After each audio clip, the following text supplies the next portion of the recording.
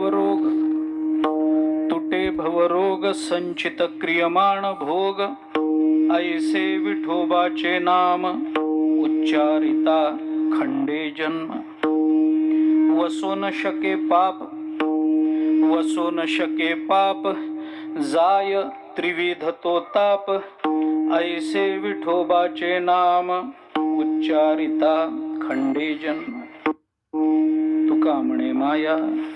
तुका म्हणे माया होय दासी लागे पाया ऐसे विठोबाचे नाम उच्चारिता खंडे जन्म विठ्ठला विठ्ठला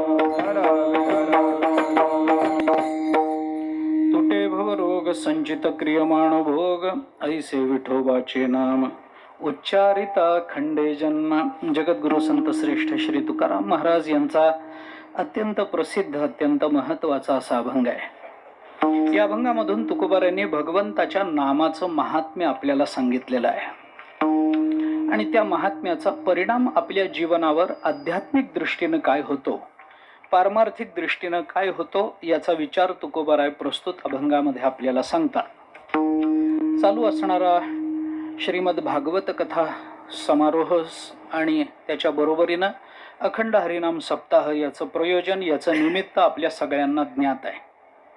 विशेषत्वानं उच्चार करण्याचं काही कारण नाही, परंतु ज्या काही 2-3 प्रयोजनाचा पत्रिकेमध्ये उल्लेख केला गेला त्याच्यामध्ये आमचा चिरंजीव गौरव त्याच्या वडिलांनी जी नर्मदा परिक्रमा केली त्याची सांगता झाली आणि तन्निमित्त हा उत्सव संपन्न होतो आहे. परिक्रमा झाली ही गोष्ट जरी खरी असली, या वयामध्ये त्यांनी केली, चालत केली, हे जरी सगळं खरं असलं तरी त्याची परिपूर्णता ही नामचिंतनामध्ये, भागवत कथा श्रवणामध्ये आणि कीर्तन श्रवणामध्ये होते आहे. हे सगळ्यात चांगलं. व्यक्तिगत साधनेला ज्या वेळेला समष्टी कल्याणाचा आयाम दिला जातो त्यावेळेला ते व्यक्तिगत साधन हे व्यक्तिगत न राहता संतांना आणि भगवंताला प्रिय होणारं साधन होऊन जातं. विठ्ठला विठ्ठला. त्यामुळे आपल्याकडे वारकरी संप्रदायाने व्यक्तिगत साधनेला खूप मोठा आयाम दिला, खूप मोठं परिमाण दिलं. एकट्यानं पंढरपूरला चालत जाता येत नाही का? तर येतं, पण माऊलींबरोबर 1,00,000, 2,00,000, 5,00,000 लोकांबरोबर चाललं की त्याचा आनंद वाढतो. एकत्रित येऊनही आनंदाची वृद्धी करता येऊ शकते, हे तत्वज्ञान वारकरी संप्रदायाने जगाला दिलं. लक्षात ठेवा. नाहीतर एकत्रित आल्यानंतर भांडणं होत असतात, पण वारकरी संप्रदायाने दाखवलं की एकत्रित येऊनही आनंदाची वृद्धी करत आपल्याला परमात्म्याची प्राप्ती करून घेता येऊ शकते. तुकोबारांबरोबर चालावं आनंद आहे, ज्ञानोबारांबरोबर चालावं आनंद आहे. नाथ महाराज, गोरोबा काका, सगळीच संत मंडळी आपापल्या स्थानावरून इथे येतात. सताम साप्तपदम मैत्रम असं एक वचन योग वासिष्ठामध्ये येतं. संतांबरोबर 7 पावलं चाललं की संतांच्या संघाचं पुण्य प्राप्त होत असतं, संतांची मैत्री होत असते. सताम साप्तपदम मैत्रम. कुणाबरोबर किती चालावं याचे नियम आहेत. कुणाबरोबरही किती चालू नये आणि चालून घेऊही नये. कुणाबरोबर किती, आपल्याकडे विवाह विधीमध्ये सप्तपदी असते, परमार्थामध्ये सप्तपदी सांगितली, पण ती कुणाबरोबर? संतांबरोबर. सताम साप्तपदम मैत्र. असं आहे. ते किती चालावं किती नाही धर्मशास्त्राचे संकेत आहेत. यम इच्छेत पुनरायातम नयनम दूरम अनुव्रजेत असं भक्तिशास्त्र धर्मशास्त्रामध्ये येतं. ज्यांनी पुन्हा लवकर आपल्याकडे यावं असं आपल्याला वाटतं त्याला फार दूरवर सोडायला जाऊ नये असे संकेत आहे. यम इच्छेत पुनरायातम, ज्यांनी पुन्हा यावं अशी आपली इच्छा आहे. नयनम दूरम अनुव्रजेत, त्याला दूरपर्यंत सोडायला जाऊ नये, फार लांबपर्यंत सोडायला जाऊ नये. म्हणून आपण बघितलं असेल आळंदीला ज्या वेळेला आळंदीहून माऊली बाहेर पडते त्यावेळेला स्थानिक जी मंडळी असतात आळंदीतली ती जास्तीत जास्त वेशीपर्यंत सोडायला येतात, पुढेपर्यंत येत नाहीत. कारण का? माऊलीने लवकर आमच्या आळंदीत परत यावं अशी त्यांची भावना असते आणि ते उचित आहे, योग्य आहे. योग्य नाही असं नाही. नामदेवराय सुद्धा फार लांबपर्यंत घ्यायला येत नाहीत पालख्यांना, पादुकांपर्यंत येतात. आणि सोडायला जातानाही तिथपर्यंतच जातात, फार दूरवर जात नाहीत. कारण नामदेवरायांना असं वाटतं की ही आषाढी गेली की लवकर पुढची आषाढी यावी, असं आहे. हे कशातून निघालं ते बघा. कशा करता मी हे आपल्याला सांगत होतो की संतांबरोबर 7 पावलं चालल्याने संगती होते. आपल्याकडे सप्तपदीचा विचार आहे. हे चालणं आणि आपल्या परिक्रमा या संतांनी आपल्याला व्यक्तिगत कल्याणाच्या असून सुद्धा समष्टी कल्याणाचं परिमाण लावून आपल्या हातामध्ये दिल्या. हे मला आपल्याला सांगायचं. तात्पर्य मला फार ते आता प्रस्तावनेमध्ये जास्त लांबवण्याचं कारण नाही आहे, परंतु ही परिक्रमा झाली आणि त्या परिक्रमेच्या निमित्तानं एकामुळे अनेकांना नामचिंतनाचा लाभ प्राप्त झाला. त्यामुळे सांडखोर परिवाराला आपल्या सर्वांच्या वतीनं मी अंतःकरणातून धन्यवाद देतो. आणि त्यांच्या वतीनं, कारण गौरव हा आमचाच आहे, माझाच आहे, त्याच्यामुळे त्या परिवाराच्या वतीनं आपल्या सगळ्यांनाही एक अंतःकरणपूर्वक धन्यवाद देतो की त्यांनी उभ्या केलेल्या या कार्याला आपण खूप भरभरून प्रतिसाद दिला आणि श्रवणाकरता उपस्थित राहिला. त्याबद्दल आपल्याही चरणी नतमस्तक होतो. अधिक काही प्रस्तावनेमध्ये खूपसं बोलण्यासारखं आहे. मला खरं म्हणजे या अभंगाची योजना करताना लक्षात आलं नाही, पण अभंग घेतला आणि मग लक्षात आलं की या अभंगामध्ये गौरवच्या वडिलांचं नाव आहे ज्यांनी परिक्रमा केली, त्यांचं नाव आलं अभंगामध्ये. ऐसे विठोबाचे नाम उच्चारिता खंडे. खंडे हे नाव कुठलंय आहे का नाही? खंडेराव आहेत ना, त्यांचं नाव आहे. मला अभंग घेतल्यावर कळालं, अर्थात आधीपासून ठरवलं नव्हतं मी. अभंग घेतल्यावर लक्षात आलं की अरे ह्याच्यामध्ये तर यांचं नाव आहे. पण आनंदाची गोष्ट आहे. काय आहे, आमचं कुलदैवतच खंडेराय आहे, त्यामुळे मला त्यांच्याबद्दल विशेष प्रेम असणं हे जास्त स्वाभाविक आहे. त्यामुळे थोडंसं मोकळं बोलतो बरं का आज. मला काही फार बंधनं घालू नका. मी तत्वज्ञान सांगितलं पाहिजे, इतक्याच वेळात संपवलं पाहिजे. आपल्याकडे स्पीकर भोंगे लावले नाहीत ना वर, मग आपलं आपल्यात बाबतीत काही नाही, त्याची चिंता करू नका. मग आपण मोकळं बोलू. अनेक प्रयोजन आहेत, त्यापैकी हे एक प्रयोजन. तुकोबारायांनी या संबंधामध्ये चिंतन करताना म्हटलंय, जव हे सकळ सिद्ध आहे, हात चालावया पाय, तव तू आपुले स्वहित पाहे, तीर्थयात्रे जाय चुकू नको. तीर्थयात्रेला गेलं पाहिजे. कशा करता गेलं पाहिजे, कुठल्या गेलं पाहिजे, कुणाच्या यात्रा केल्या पाहिजेत, ज्या शास्त्रांनी सांगितलेल्या मार्गाने, जे शास्त्रांनी सांगितलेल्या ज्या यात्रा आहेत त्याच्यामध्ये नर्मदा परिक्रमा ही यात्रा आहे. आणि त्या निमित्तानं हा उत्सव संपन्न होतोय. त्या अंतर्गत हरिभक्तीपरायण आदरणीय श्री माधवदासजी महाराजांचे भागवत कथा आपण या निमित्तानं श्रवण करत आहात. ते स्वतः नर्मदा परिक्रमेचे तज्ज्ञ आहेत. आपल्याला माहिती नसेल कदाचित, पण दरवर्षी ते 2दा परिक्रमा करतात. आपल्याला कदाचित माहिती नसेल, गाडीतून करत असतील, पण त्या ठिकाणाचं महात्म्य, त्या ठिकाण आणि नर्मदेचं महात्म्य त्यांना यथार्थ ज्ञात आहे. त्यामुळे त्यांची कथा इथे संपन्न होते. ही एक त्यातल्या त्यात आनंदाची गोष्ट आहे. माझ्या दृष्टीने तर सगळाच आनंद आहे. कार्यक्रम आहे माझाच, कथा सांगणारही माझाच, त्यामुळे मला दोन्ही बाजूने मला स्वतःला आनंद आहे. भागवत आणि द्वितीय स्कंधामध्ये, द्वितीय स्कंध हा साधना स्कंध म्हणून सांगितला जातो. या द्वितीय स्कंधामध्ये साधना ही श्रवण साधना म्हणून सांगितली आहे. आणि त्या साधनेचं चिंतन करत असताना, त्या श्रवणाचं चिंतन करत असताना कसं श्रवण करावं याचा जसा विचार सांगितला, तसं कुणाचं श्रवण करावं याचा विचार भागवताने बोलून दाखवला. भागवताने असं सांगितलं की कुणाचं ऐकावं बाबा? विरक्तो वैष्णवो विप्रो वेदशास्त्र विशुद्धीकृत दृष्टांत कुशलो धीरहा वक्ता कार्येती निस्पृहा. असा वक्ता असावा. आणि तो कसा नसावा हे सांगताना भागवताने पुढे सांगितलं, अनेक धर्म विभ्रांता स्त्रैणः पाखंडवादिनः शुकशास्त्र कथोच्चारे त्याजास्ते यदि पंडितः. तो पंडित असला तरी त्याचा त्याग करा. कोण? अनेक धर्म विभ्रांतः, अनेक धर्मांनी भ्रांत झालेला, स्त्रैण पाखंडी असा जर असेल तर त्याची कथा ऐकू नका. पण विरक्त आहे, वैष्णव आहे, विप्र आहे, वेदशास्त्राचं चिंतन केलेलं आहे, दृष्टांत कुशल आहे, त्याला श्रोत्यांना पटवून देता आलं पाहिजे की आपल्याला काय सिद्धांत सांगायचा आहे आणि भागवतांनी काय सिद्धांत सांगितलेला आहे हे श्रोत्यांना पटवून देण्याकरता तो दृष्टांत कुशल असला पाहिजे.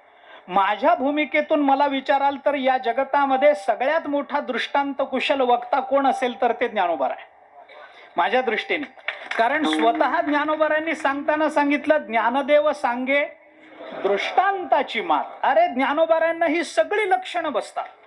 त्यामुळे ते जसं पटवून देतात, तुकोबाराय ज्या पद्धतीनं पटवून देतात, तो आदर्श डोळ्यासमोर ठेवून त्यांचे दृष्टांत घेऊन त्यांच्या सिद्धांताच्या मार्गावरून चालत जाणं, हेच खरं म्हटलं तर माझ्या दृष्टीने नर्मदा परिक्रमा आहे. माझ्या दृष्टीने वास्तविक व्यावहारिक दृष्टीने आपण किती चालत गेलो, काय 3-3.5 किलोमीटर चालत गेलो वगैरे, त्या दृष्टीने ज्ञानोबाराय तुकोबारायांनी सांगितलेल्या मार्गावरून चालत जाणं. ज्ञानोबारायांच्याच भाषेत जर बोलायचं झालं तर ज्ञानोबाराय बोलतात, श्रुती स्मृतीचे अर्थ आपणची होवो निमूर्त, अनुष्ठाने जगा देत वडील जे हे, तयाची आचरिता पाऊले. पावनी सात्विक श्रद्धा चाले, ते पुढे काय तेच फळ त्यांना प्राप्त होईल, तो भाग वेगळा. परंतु अशा पद्धतीनं हा उत्सव इथे संपन्न होतोय. त्या उत्सवामध्ये काही पूर्व ऋणानुबंध म्हणा, काही पूर्व पुण्याई म्हणा, पण आजची 4थ्या दिवसाची सेवा माझ्या वाट्याला आलेली, माझ्या मर्यादित वेळेमध्ये मर्यादित बुद्धीने मला जेवढी करता येणं, तुकोबारायांच्या अभंगाची सेवा करता येणं शक्य तेवढ्या करण्याचा मी प्रयत्न करतो. अर्थात या सगळ्याचा जो परिणाम असेल, तो परिणाम या परिवाराला आनंददायक असा प्राप्त होऊ देत, अशी तुकोबारायांच्या चरणी मी सर्वप्रथम प्रार्थना करतो. तुकोबारायांनी या अभंगातून भगवंताच्या नामाचं चिंतन आपल्या समोर ठेवलंय, आणि हे चिंतन ठेवत असताना त्या नामाचा आपल्या जीवनावर होणारा परिणाम काय याचं चिंतन तुकोबाराय सांगतात. मी सगळं पुढे एकेका वाक्यामध्ये बोलत जातो. मला थोडीशी या दृष्टीनं थोडी प्रस्तावना करायची. मनुष्य जेव्हा एखादं कर्म करतो तेव्हा त्या कर्माचा मानवी जीवनावर होणारा परिणाम हा जरी दृष्ट अदृष्ट कोणत्याही रूपातला असला तरी चिंतनात येणारा परिणाम हा पारमार्थिकच असला पाहिजे, व्यावहारिक नसला पाहिजे. आपण कर्मयोगाचं चिंतन गीतेच्या 3ऱ्या अध्यायापासून सुरू करतो. जवळजवळ पूर्ण गीतेमध्ये 18व्या अध्यायापर्यंत आपल्याला कर्मयोगाचे पडसाद गीतेमध्ये उमटलेले दिसतात. आपल्या एखादं कर्म, दान नावाचं कर्म आपण करतो, पुण्य कर्म आहे, मान्य आहे. त्या दानाचा परिणाम म्हणून आपल्याला पुण्य प्राप्त होतं, हेही मान्य आहे. पण पुण्य प्राप्तीमध्ये आम्हाला दानाचा परिणाम जरी भोगावा लागत असला तरी मी स्पष्ट सांगतो, दानाचं पुण्य आपल्याला प्राप्त होणं हा व्यावहारिकच परिणाम आहे, तो काही आध्यात्मिक परिणाम नव्हे. भले ते पुण्य प्राप्त होऊ देत, ते पुण्य असू देत, पण तो दानाचा चांगला परिणाम नाही. मग दानाचा आध्यात्मिक परिणाम आपल्या जीवनावर काय होऊ शकतो याचा विचार माणसाने केला पाहिजे. व्यावहारिक परिणामाने मनुष्य संपन्न होत असेल तर त्याची संपन्नता एका मर्यादेत असते. त्याला काळाची मर्यादा लागते, त्याला व्यक्तीच्या जीवनाची मर्यादा लागते, त्याला देशाची मर्यादा लागते. परंतु आध्यात्मिक परिणामाचा विचार जेव्हा आपण करायला लागतो तेव्हा देश काळ वस्तू भेद मावळला, आत्मा निर्वाळला विश्वाकार, या दृष्टीनं तो परिणाम आपल्यावर होतो. म्हणून कोणतंही कर्म करताना त्याचा आध्यात्मिक परिणाम आपल्या जीवनावर काय होतो याचा विचार माणसाने करावा. मी एखादं उपकरण घेतलं आणि कुणाला तरी दान दिलं तर त्याचं माझ्या जीवनामध्ये आता पुण्य जमा झालं याचा फार विचार करू नका. मी स्पष्ट कीर्तनात सांगतोय, बरं, मी कीर्तनात सांगतो आपल्यावर, मी काही फार वेगळं बोलतोय अशा याचा फार विचार करू नका. किती पुण्य जमा झालं, किती पुण्य जमा, काही उपयोग नाही त्याचा. ते संबंध पुण्य 1-2 क्षणामध्ये संपून जाण्याच्या लायकीचं असतं, काही नसतं त्या पुण्यामध्ये. मग परिणाम काय, विचारात घेताना कोणता परिणाम, तो व्यावहारिक परिणाम विचारात घ्यायचा नाही, विचारात घेताना पारमार्थिक परिणाम विचारात घ्या. मी एक सामान्य उदाहरण आपल्याला देतो दानाच्याच संबंधानं. माझ्याकडे समजा 100 उपरणी आहेत आणि मला ती दान द्यायची आहेत, तर 100 उपरण्याच्या दानातून मला किती पुण्य मिळेल हा मुद्दा महत्वाचा नाही आहे. विचार करताना काय करायचा, दानाचा आपल्या जीवनावर होणारा, या जीवनातला आत्ता आणि इथं होणारा पारमार्थिक परिणाम कोणता, विचार हा आहे. मी 100 उपरणी माझ्याजवळ आहेत. कोणी 50 वारकरी दिंडी घेऊन निघाले होते, त्यांना मी 50 उपरणी देऊन टाकली. माझ्याजवळ किती राहिली, 50. त्याच्यानंतर अजून एक 25 जण आले, त्यांना मी 25 देऊन टाकली, राहिली किती, 25. अजून एक 10-20 कोणी आले, त्यांना मी उपरणी दिली, माझ्याजवळ राहिले 5. अजून एक 2-3 कोणी वारकरी आले, त्यांना 2-3 देऊन टाकली, राहिले माझ्याजवळ 2. अजून एक कुणीतरी आला, तो म्हणाला महाराज उपरण नाही हो, आंघोळीला जायचंय, विसरून आलो कपडे, काय अंग पुसायला. मी त्याला एक उपरण देऊन टाकलं, माझ्याजवळ राहिलं 1. तेवढ्यात एक कीर्तनकार भेटला आणि म्हणाला महाराज पटका आणलाय, उपरण विसरलं. मग मी त्याला 1 देऊन टाकलं, माझ्याजवळ किती राहिले, काही नाही, शून्य राहिले. हे सगळं का मी आपल्याला सांगितलं? माझ्याजवळ 100 होते, त्याच्यातले मी 50 देऊन टाकले. याचा पारमार्थिक परिणाम काय आहे? तो परिणाम असा आहे की माझ्याजवळ जेव्हा 100 उपरणी असतात तेव्हा माझ्याजवळ 100 उपरणी आहेत, अशा माझ्या उपरण्याबद्दलचं ममत्व 100 पटीनं विस्तारलेलं असतं. मी जेव्हा त्याच्यातली 50 उपरणी देऊन टाकतो तेव्हा माझं उपर्ण नावाच्या लौकिक पदार्थाविषयीचं ममत्व एकदम 50% कमी होऊन जातं. माझ्याजवळ अजून 25 देऊन टाकले, माझं ममत्व अजून कमी झालं, माझं ममत्व अजून कमी झालं. असं करत करत माझ्याजवळचं एकच उपर्ण राहिलं होतं. ते एक उपरणही मी देऊन टाकलं की माझ्याजवळ अनात्म पदार्थावरचं ममत्व राहिलं नाही. हा पारमार्थिक परिणाम आहे, हा व्यावहारिक परिणाम नाही आहे, लक्षात ठेवा. आणि या दृष्टीनं आपल्या क्रियेचा आपल्यावर होणारा पारमार्थिक परिणाम कोणता? आपण नामस्मरण करतो, नामानं काय होतं? पुण्य प्राप्त होतं. हरिमुखे म्हणा, हरिमुखे म्हणा, पुण्याची गणना कोण करी. पण एवढाच परिणाम मानायचा का? एवढाच त्याचा आध्यात्मिक परिणाम काय? म्हणून नामाचा आध्यात्मिक परिणाम आपल्या जीवनावर काय होतो याचा विचार तुकोबाराय या अभंगामध्ये आपल्याला नाम महात्म्य सांगताना सांगतात. मी अभंग सरळ सोडवून जाणार आहे, मला फार वेळही नाहीये की सगळा प्रत्येक चरणात मी आपल्या चरणातून आपल्याला अभंग सोडवावा, एवढा वेळही नाही, तेवढी माझी बुद्धी नाही. पण ऐसे विठोबाचे नाम उच्चारिता खंडे जन्म असं जेव्हा तुकाराम महाराज म्हणतात तेव्हा मला अभंग सोडवायला ऐसे हे पद उपयोगी पडत. ऐसे विठोबाचे नाम, ऐसे म्हणजे कैसे. ऐसे शब्दाचा अर्थ, ऐसे शब्द आला की त्याच्या मागे प्रश्न विचारलेला असतो, कैसे. आता आपण कथा ऐकत आहात ना, तर कथा शब्द तसाच चालतो, कथा शब्दच तसाच. आपण ऋग्वेदामध्ये बघा, ऋग्वेदामध्ये आलेला कथा शब्द हा गोष्ट या अर्थाने आला नाही. कथा यथा तथा सर्वथा, तशी कथा. हा असं आहे, यथा तथा सर्वथा हे शब्द माहिती आहेत आपल्याला. यथा म्हणजे काय? येन रूपेण यथा, तेन रूपेण तथा, सर्व रूपेण सर्व प्रकारेण रूपेण सर्वथा. तसं केन रूपेण असा प्रश्न आला की जी येते तिला कथा म्हणतात. विठ्ठला विठ्ठला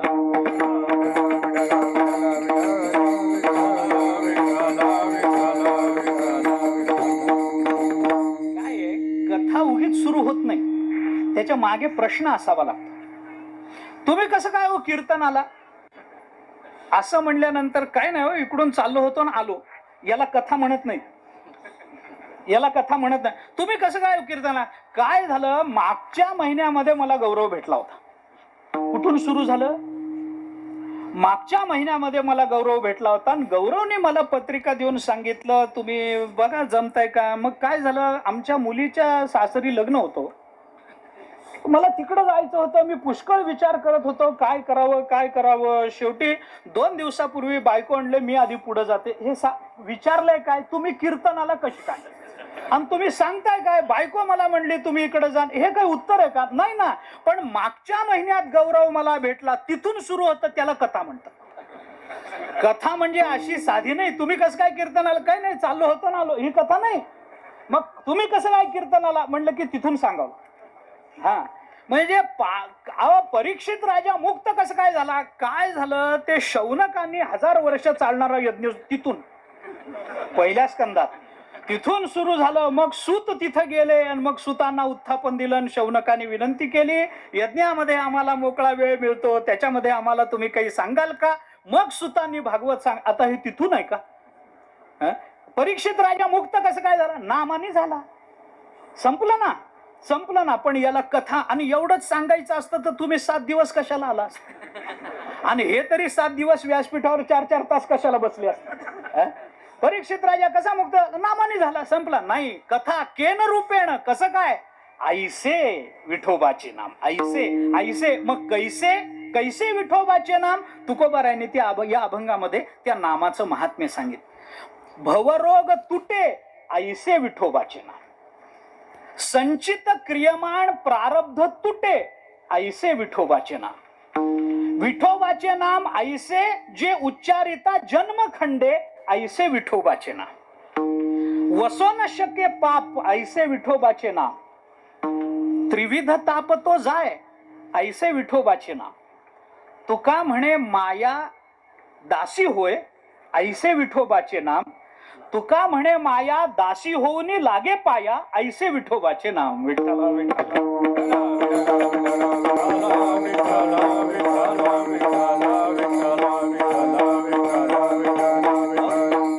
मला आता याच्यामध्ये वेळ घालवायचा नाही की हे सगळे परिणाम तुकोबारायांनी सांगितलेले आध्यात्मिक पारमार्थिक स्वरूपाचे ते मी आपल्याला सांगत नाही. पण तुकोबाराय आपल्याला या अभंगामध्ये नाममहात्म्य सांगतात आणि कुठल्याही वस्तूचं महात्म्य सांगत असताना ते दोन पद्धतीनं सांगण्याची आपल्याकडे पद्धत आहे.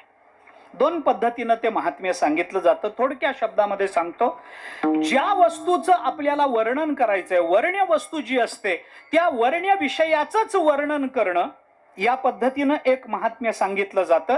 आणि महात्म्य सांगण्याची दुसरी पद्धत अशी असते की त्या वस्तूची इतर वस्तूंची तुलना करून महात्म्य सांगितलं जातं. मी लांबवणार नाही, मला थोडक्यात असं सांगायचंय की जे अधिकारी लोक असतात श्रवणाचे, त्यांना त्या वस्तूचं महात्म्य सांगितलं की कळून जातं. पण जे तुमच्या माझ्यासारखे सर्वसामान्य काम करून बाबा आसोनी संसारी अशी जी मंडळी आहेत ना, त्यांना एकदम वस्तूचं महात्म्य कळत नाही, म्हणून त्यांना तुलनेने सांगावं लागतं. तुलनेने काही गोष्टी सांगाव्या लागतात. काय असतं लक्षात घ्या, मी अजून याच्यातला एक पोट विभाग सांगतो आपल्या, एक आणखीन त्याच्यातली गोष्ट सांगतो. उपयोगिता सांगून महात्म्य सांगणं हा एक प्रकार आहे आणि महात्म्य सांगितल्यानंतर उपयोगिता पटणं हा दुसरा प्रकार आहे. विठ्ठला विठ्ठला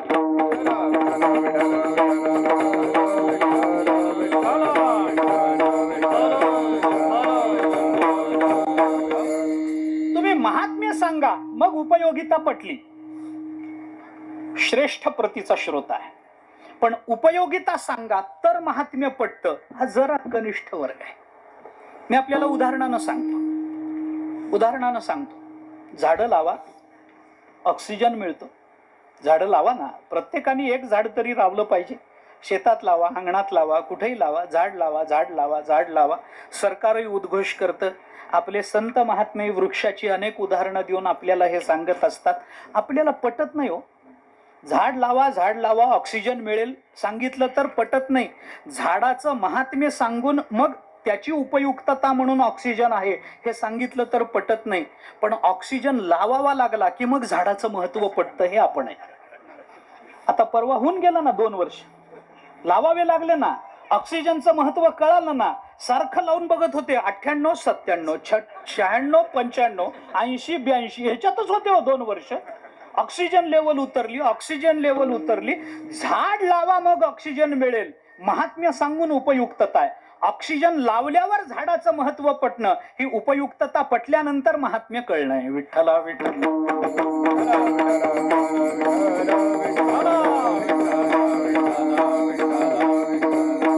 म्हणून तुकोबाराय आपल्याला एकदम महात्म्य सांगत नाही. तुकोबाराय आपल्याला त्याची उपयुक्तता सांगतात. नामाची उपयुक्तता काय हे बघा. अरे तुटे भवरोग ही उपयुक्तता आहे. संचित क्रियमाण भोग तुटे ही उपयुक्तता आहे. आणि ही उपयुक्तता कळल्यानंतर तरी आपण भगवंताचं नाम घेऊ अशी तुकोबारायांना अपेक्षा आहे, इच्छा आहे, आशा आहे. म्हणून तुकोबाराय आपल्याला नाम महात्म्य सांगतात, ते तुलनेने सांगतात. काही गोष्टी आपल्याला तुलनेशिवाय कळत नाही. कुणाची तरी तुलना करावी तर आपल्याला बरं वाटतं, मग आपलं मोठं वाटतं. असं आहे.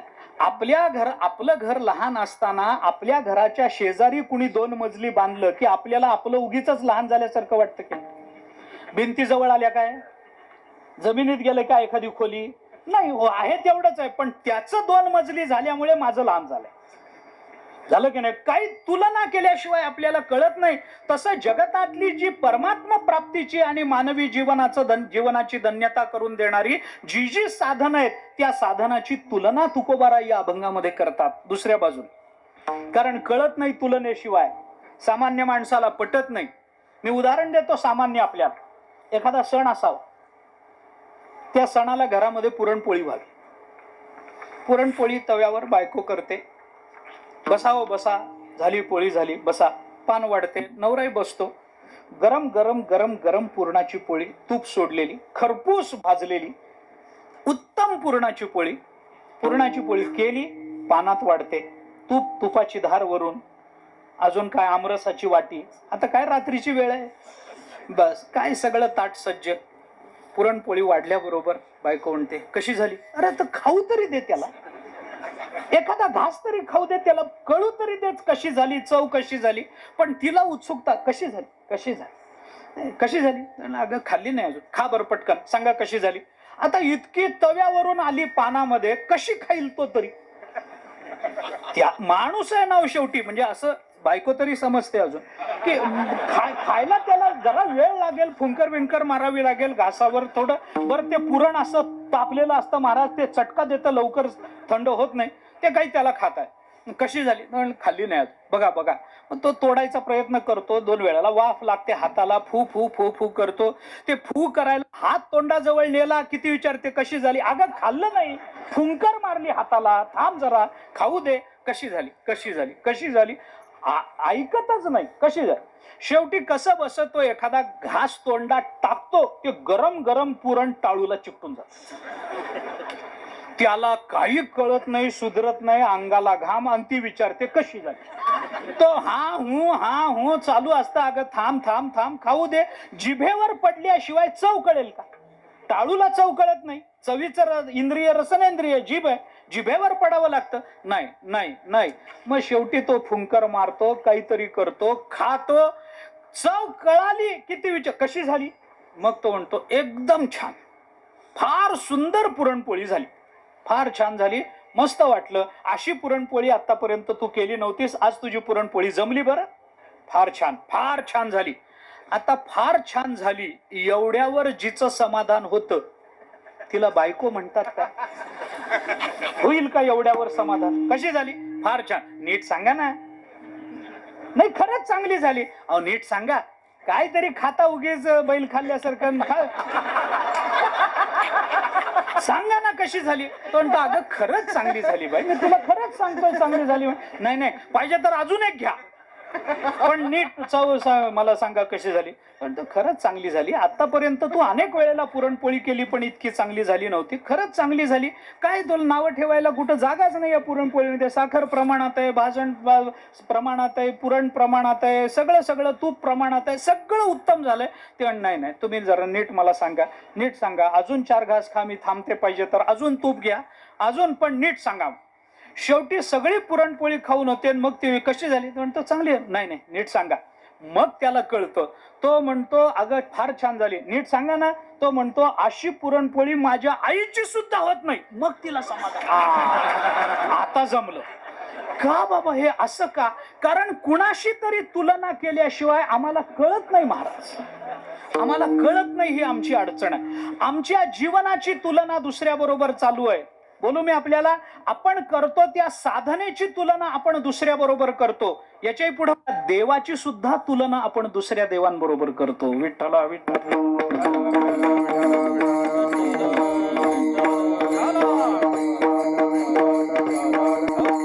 म्हणून तुकोबाराय आपल्याला जे नाम नावाचं साधन आहे, ते साधन असं तसं सांगत नाहीत. बाबा त्याची तुलना केली पाहिजे, त्याच्याशिवाय आम्हाला कळत नाही. आपण भागवत ऐकता आहात बस. कृतेय ध्यायते विष्णुं त्रेतायाम यजतो मखई द्वापरे परिचर्यायाम कलौ तद हरिकीर्तनात. भागवत आपल्याला बोलतं कलियुगामध्ये फक्त कीर्तन बस. आपल्याला पुष्कळ प्रमाण आहेत, मी अधिक बोलत नाही. कलौ नास्त्यैव नास्त्यैव नास्त्यैव गती ही अन्यथा. कलियुगामध्ये दुसरी गती नाही. आ ब्रह्मस्तंभ पर्यंतम सर्वं मायामयम जगत सत्यम सत्यम पुनः सत्यम हरेर्नामैव केवलम. आचार्य बोलतात कैवल्याष्टक, जगद्गुरु शंकराचार्य बोलतात बस. निश्वासो नहि विश्वास कदा रुद्धो भविष्यति कीर्तनीयमतो बाल्यात हरेर्नामैव केवलम सत्यम सत्यम पुनः सत्यम हरेर्नामैव केवलम. सत्य साच खरे नाम विठोबाचे बरे. तेच तुकोबाराही बोलतात, तेच आचार्य, दोघही जगद्गुरुच आहेत, दोघही बोलतात. मी कशा करता बोलतो? नामाची तुलना. आता कृतयुगामध्ये ध्यानाने भगवत प्राप्ती, त्रेतायुगामध्ये यजतो मखै ही यज्ञयागानं भगवत प्राप्ती, द्वापार युगामध्ये सेवेनं भगवत प्राप्ती, आणि कलियुगामध्ये नामानं भगवत प्राप्ती. 4 युगाची 4 साधनं सांगितली. थोडा विचार जाता जाता सांगतो. याचा अर्थ कृतयुगामध्ये ध्यान सोडून नाम घ्यायचंच नव्हतं का? कृतयुगामध्ये लोक नामस्मरण करत नव्हते का? आणि म्हणून कलियुगामध्ये आता नाम सोडून यज्ञयाग करायचा नाही का? सेवा करायची नाही का? कृतयुगात कलियुगामध्ये ध्यान करायचं नाही का? असं नाहीये. म्हणून मी सुरुवातीला बोललो तेच पुन्हा बोलतो. ऐका काय आहे, कृतयुगामध्ये ध्यान होतं आणि नामही होतं. पण जिथं ध्यानाला महत्व देऊन नाम घेतलं जात होतं, ध्यानाच्या अंतर्गत नाम येत होतं, ते होतं कृतयुग. आणि जिथं नामाच्या अंतर्गत ध्यान येतं ते आहे कलियुग. विठ्ठला विठ्ठला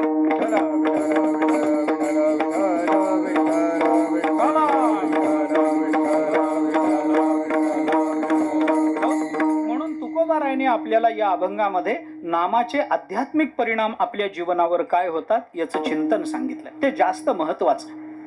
भगवान श्रीकृष्णांनी लोणी खाल्लं, लौकिक आहे, पण लोणी म्हणजे लोण्यासारखं अंतःकरण चोरून घेतलं.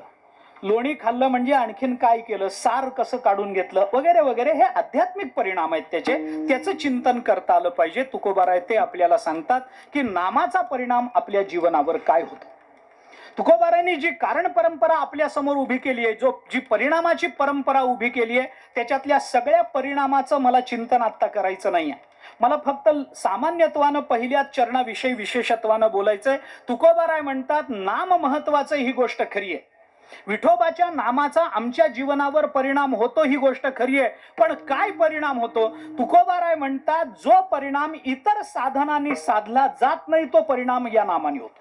कारण नाम हे असं साधन आहे की ज्या साधनाचा परिणाम सर्व साधनांचा परिपोष म्हणून होतो. सर्व साधनांचा परिणाम, सर्व साधनाचे सार, सर्व साधनाचे सार, सर्व साधनाचे सार, सर्व साधनाचे सार, भव सिंधू उतरे पार, भव सिंधू उतरे पार, सर्व साधनाचे सार, सर्व सार, सिंधू उतरे पार, उतरे पार, सर्व साधनाचे सार, सर्व साधनाचे सार, सर्व साधनाचे सार, सर्व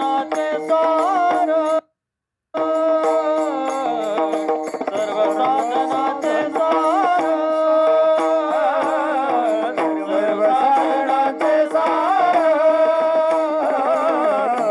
सर्व साधनाचे सार, बाबा सिंधू उतरे पार, बाबा सिंधू उतरे पार, सर्व साधनाचे सार,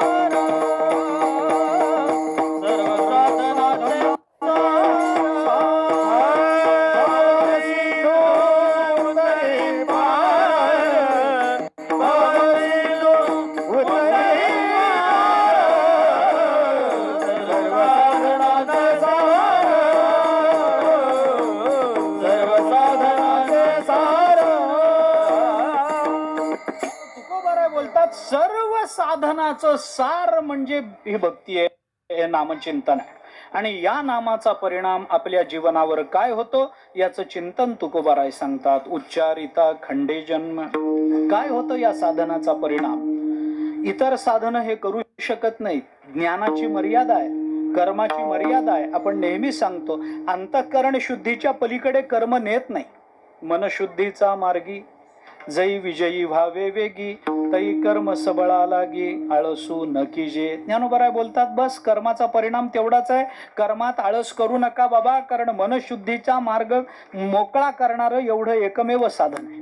चित्त शुद्ध व्हायचं असेल निष्काम कर्माचरण पाहिजे, त्याच्याने ज्ञान प्राप्त होतं. ते ज्ञान कुठपर्यंत नेतं? कुठपर्यंत नेतं? मोक्षापर्यंत. संपलं. मोक्षापर्यंत नेलं की ज्ञान संपलं. ते ज्ञान मोक्ष रूप होईल हा भाग नंतरचा. ज्ञातृज्ञेया विहीन नुसधेची जे ज्ञान सुखा भरले गगन गाळीव, जे 15व्या अध्यायामध्ये ज्ञानोबाराय बोलतात, बघून घ्या आपण. मला विस्तार करायचा नाही, पण एकेका साधनाची मर्यादा आहे आणि या साधनांचं वैशिष्ट्य असं आहे की ही साधनं दुसऱ्याच्या खात्यात लक्ष घालत नाहीत. कर्म अंतःकरण शुद्धीपुरतच लक्ष घालेल, त्याच्या पुढे कर्म काही करणार नाही. मग तुम्ही पाप केलं काय आणि पुण्य केलं काय त्याला फरक पडत नाही. बस पुष्कळ प्रमाणे गीता वाचा, 18वा अध्याय विशेषत्वानं त्याच्याकरता प्रकट झाला. जाऊ द्या, सोडून द्या. प्रत्येक साधनाची मर्यादा आहे. ती साधनं तेवढं करतात. पण तुकोबाराय म्हणतात नाम नावाचं साधन वेगळं आहे बाबा. या साधनेचा सर्वात मोठा परिणाम जर कोणता असेल तर दुःख निवृत्तीपूर्वक सुख प्राप्ती. सर्व साधनं हीच करतात, पण तुकोबाराय कारण का आपल्याकडे दुःख निवृत्तीपूर्वक सुख प्राप्तीचा विचार विशेषत्वानं सांगितला जातो. नक्की सांगितला जातो. आधी दुःख निवृत्ती मग सुखाची प्राप्ती, हा नियम आहे. आम्ही कोणतंही साधन करतो, अहो ज्ञानोबारायांनी सुद्धा हरिमुखे म्हणा आणि पुढं हरिमुखे म्हणा, हरी दोनदा म्हणायचं काही कारण? ज्ञानोबारायांसारख्या महात्म्याला दोनदा म्हणावं लागतं. हरिमुखे म्हणा हरिमुखे म्हणा दोनदा का आलं? त्याचं कारण आहे ते. पहिलं हरिमुखे म्हणा दुःख निवृत्ती करताय, दुसरं हरिमुखे म्हणा सुख प्राप्ती करताय. चिंतन आहे ना त्याच्या मागे. असं कसं दोनदा ज्या अर्थी ज्ञानोबाराय बोलतात त्याला महत्व आहे. हरी बोला नाही तरी हा बोला, व्यर्थ गलबला करू नका. हरी बोला म्हणल्यानंतर पुन्हा हरी बोला कशाला? कारण पहिल्यांदा हरी बोलाल तर दुःख निवृत्ती होईल आणि दुसऱ्यांदा हरी बोलाल तर सुख प्राप्ती होईल. सगळे संत आपल्याला हे सांगतात. सगळ्या संतात दुःख निवृत्तीपूर्वक परमपदाची प्राप्ती करून देणं हे सर्व साधनांचं ध्येय जरी असलं तरी तुकोबारायांनी या अभंगामध्ये नामाची एकच बाजू आपल्या समोर प्रकट केली. या अभंगामध्ये तुकोबाराय नामाची एकच बाजू व्यक्त करतात. या अभंगामध्ये सगळं दुःख निवृत्तीचं चिंतन तुकोबारायांनी मांडलंय. सुखप्राप्तीचा विचार या अभंगामध्ये नाहीये, लक्षात घ्या. सगळा तुटे भवरोग जातो, दुःख निवृत्ती. संचित क्रियमाण भोग तुटे, दुःख निवृत्ती. उच्चारिता खंडे जन्म खंडून जाईल, दुःख निवृत्ती. वसो न शक्य पाप राहू शकत नाही, दुःख निवृत्ती. त्रिविध ताप निघून जातो, दुःख निवृत्ती. माया दासी होते, दुःख निवृत्ती. आणि माया आमच्यावर काहीही परिणाम करू शकत नाही, दुःख निवृत्ती. मायेचा परिणाम सुख कोण बोले? या अभंगामध्ये तुकोबा कारण आहे त्याचं एक वाक्य बोलतो आणि अभंगाच्या शब्दशः चिंतनाकडे प्रवृत्त होतो. त्याचं कारण असं आहे की माणसाला, मी दोन्ही बाजूनी बोलतो, माणसाला दुःख आणि सुख या दोन्हीची जरी अपेक्षा असली तरी पहिली अपेक्षा दुःख निवृत्तीची असते.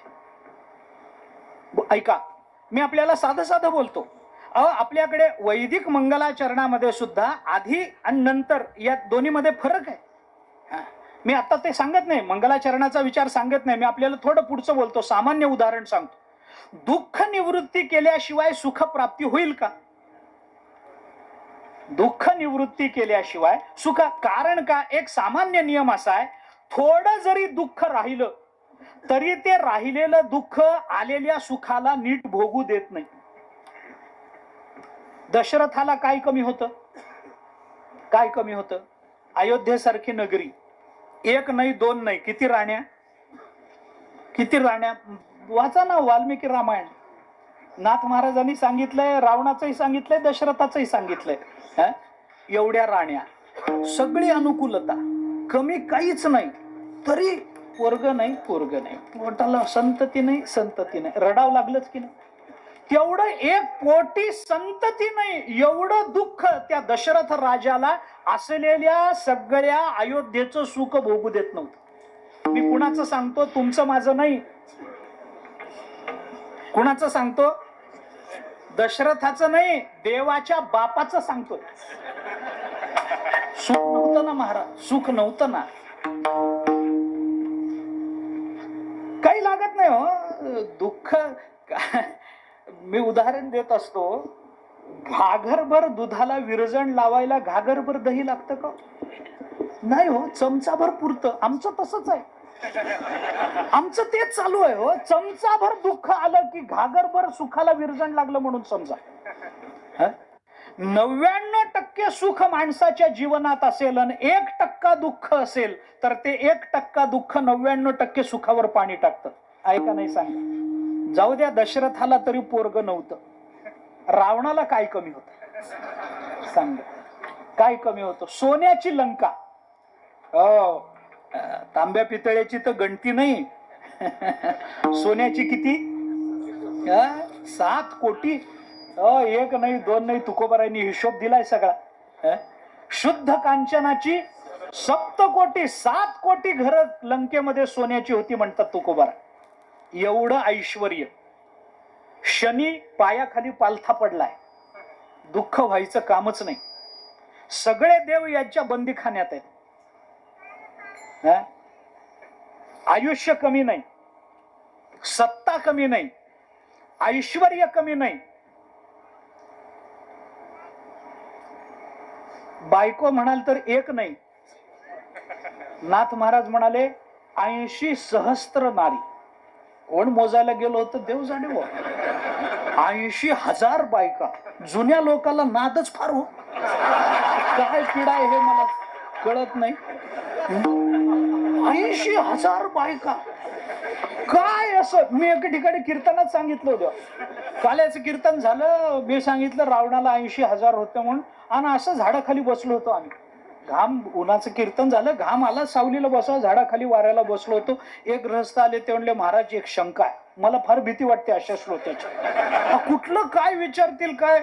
मी म्हणलं बोला, येत असलं तर सांगतो. ते म्हणले रावणाला 80,000 बायका. म्हणलं असतील बाबा, आपण काय मोजायला गेलो नव्हतो, दुसऱ्याच्या बायका कशाला मोजावे. म्हणलं मी काही गेलो नाही. ते म्हणले मग. म्हणलं वाल्मिक ऋषी जबाबदार, नाथ महाराज जबाबदार, आपलं काही नाही, त्यांचं प्रमाण आहे, आपण काय आपल्या मनाचं बोलत. ते म्हणलं त्याचं नाही, 80,000 बाय, त्याचं कसं चालत असेल. म्हणलं तुला काय करायचं, त्याचं कसं चालत असेल, तुला काय करायचं. नंतर मी गावात चौकशी केली, तेव्हा मला कळलं याची एकच होती, ती याला नीट वागवत नव्हती, म्हणून याला 80,000ची चिंता पडली. त्याचं कसं होत, अरे कसं का होईना, काय करायचंय आपल्याला, काय कमी होतं सांगा.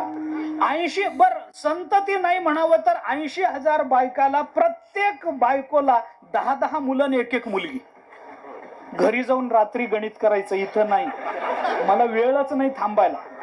काय कमी होतं? पण एक सीता कमी पडावी का? एक सीता कमी पडावी, एवढी सगळी अनुकूलता असताना एक अंश मात्र आलेलं दुःख. बर सीता आली गेली, एकटी नाही, आप डुबे यजमान का घर डुबाय. एकटी गेली नाही, रावणाचं कुळ घेऊन गेली सगळं, आहे का नाही. काय कमी होतं रावणाला मला सांगा ना. मंदोदरीनं, अध्यात्म रामायणात आहे, ज्या वेळेला रावण पडला, अध्यात्म रामायण वाचा आपण, रावण रणांगणावर पडला त्यावेळेला मंदोदरी येऊन म्हणाली, अहो काय त्या सीतेच्या नादाला लागून ही अवस्था करून घेतली. सौंदर्य आणि कुलाच्या बाबतीमध्ये सीता माझ्या नखाची बरोबरी करणार नाही, असं मंदोदरी बोलली अध्यात्म रामायण.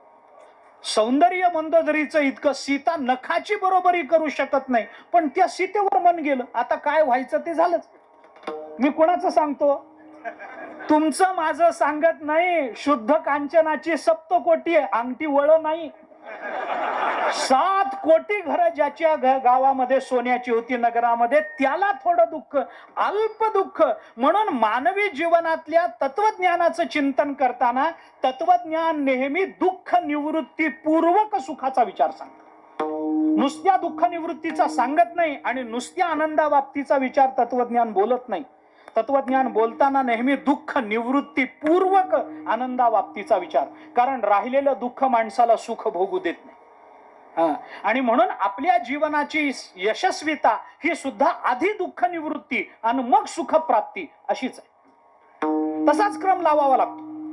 क्रम उलटा लाव. दुःख आधी आलं, सुख आधी आलं, मग दुःख घालवलं, असं होत नाही. अरे मिळालेल्या सुखाच्या नादात दुःख निवृत्तीचा विचारच टिकत नाही माणसाच्या मनात.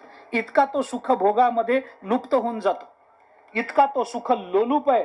लक्षात ठेवा, तो भोग मिळाला की त्याला प्राप्त दुःखाचं चिंतन करावं असं वाटतच नाही. म्हणून आधी दुःख निवृत्ती करा आणि मग सुख प्राप्ती.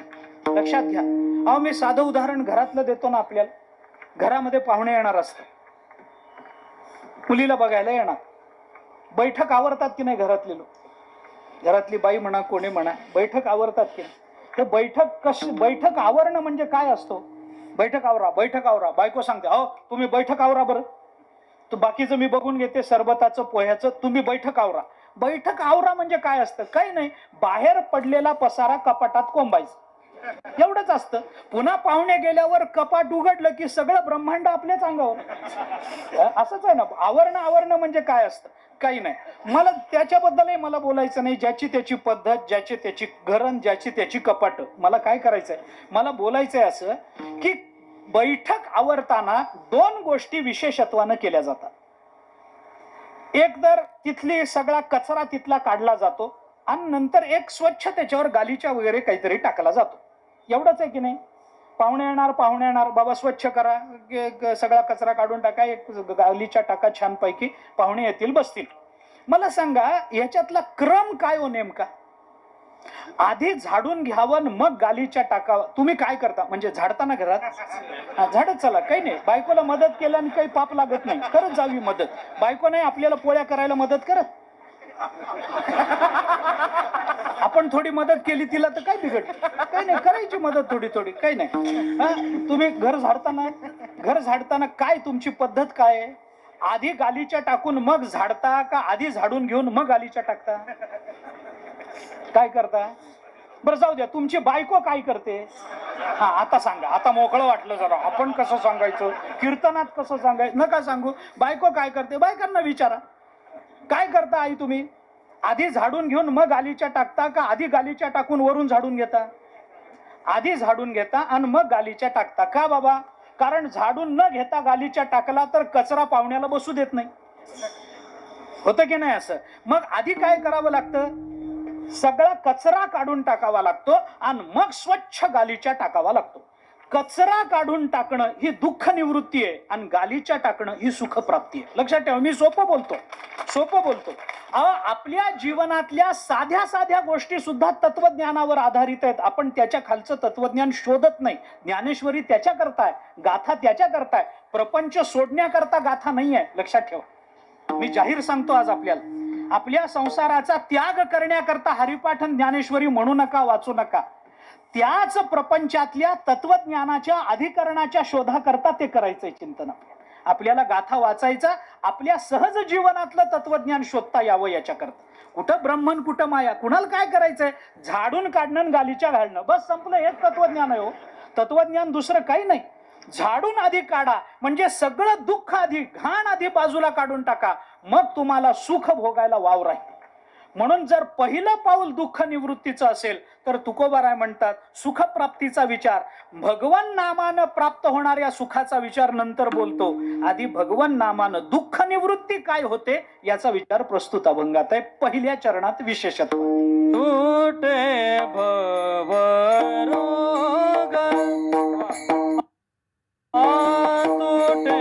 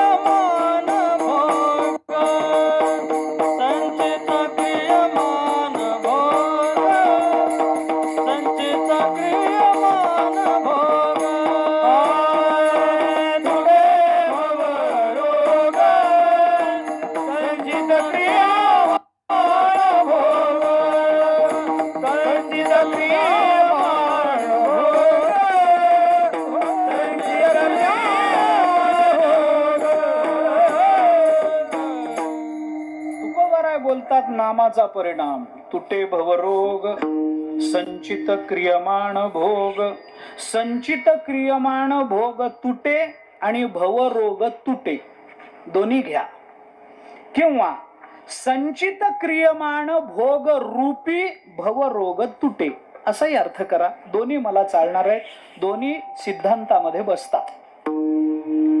तुटे हा शब्द देहली दीपन्यायानं घ्या. भवरोग तुटे, संचित तुटे, क्रियमाण तुटे आणि प्रारब्ध तुटे. भोग हा शब्द प्रारब्धाचा वाचक आहे. संचित क्रियमाण भोग, भोग शब्द प्रारब्धाचा वाचक. प्रारब्ध सुद्धा नामानं तुटतं. कसं तुटतं, काय तुटतं याचा विचार आता करत नाही, नंतर वेळ झाला तर विचार करतो. तुकोबाराय म्हणतात या नामानं भवरोग निवृत्त होतं. मानवी जीवनातली सगळी धडपड याच्या करता आहे. आम्हाला, म्हणून मी म्हणलं मी दोन्ही बाजूनी बोलतो म्हणून. मगाशी बोललो एक बाजू बोललो, आता मुद्दाम प्रमाण घेऊन दुसरी बाजू बोलतो. आम्हाला सुखाच्या अपेक्षेची आम्हाला सुखाच्या प्राप्तीची अपेक्षा नाही आहे. माझं बोलणं पटणार नाही तुम्हाला, पटणार नाही, पण तरी बोलतो, ऐका, नंतर पटेल बोलणं झाल्यावर. माणसाला आपल्या जीवनामध्ये सुख मिळावं याची अपेक्षा नाही आहे.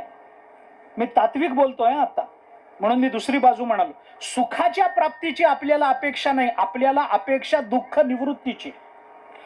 काय बोलता तुम्ही, म्हणाल काय बोलता महाराज, सुखाच्या प्राप्तीची अपेक्षा नाही. अरे आमची सगळी मरमर तर सुख प्राप्ती करताय. आपली दृष्टी चुकली महाराज. आपली धडपड सुख प्राप्ती करता नाहीये, आपली धडपड दुःख निवृत्ती करताय. असं का? कारण सांगतो मी. आपल्या ज्ञानोबारांच्या दृष्टांतानं बोलतो, दोन तीन दृष्टांत देईल. आपल्याला असं वाटतं की आम्ही सुख प्राप्ती करता धडपड करतो. नाही नाही नाही नाही, आपली चूक आहे.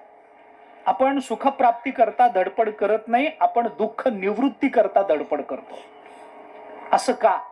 त्याचं कारण मी आपल्याला सांगतो की आपल्याला सुख प्राप्त करून घ्यायचंच नाहीये, आपण सुख रूपच आहोत, आपण आनंद रूपच आहोत. आपल्याला वेगळ्या आनंदाची प्राप्ती करून घ्यायची नाहीच आहे, पण आपल्याला नित्य प्राप्त झालेला आनंद ज्या कारणाने आम्हाला भोगता येत नाही ते दुःख काढून टाकलं की आनंदाचा भोग नित्य आहे. हो, आम्हाला वेगळं करायचं नाहीये काय. ज्ञानोबारायांचं उदाहरण देऊन पुढे जातो. सूर्य आकाशामध्ये कडक ऊन आहे. एखाद्या वेळेला एक ढग येतो त्या सूर्यासमोर.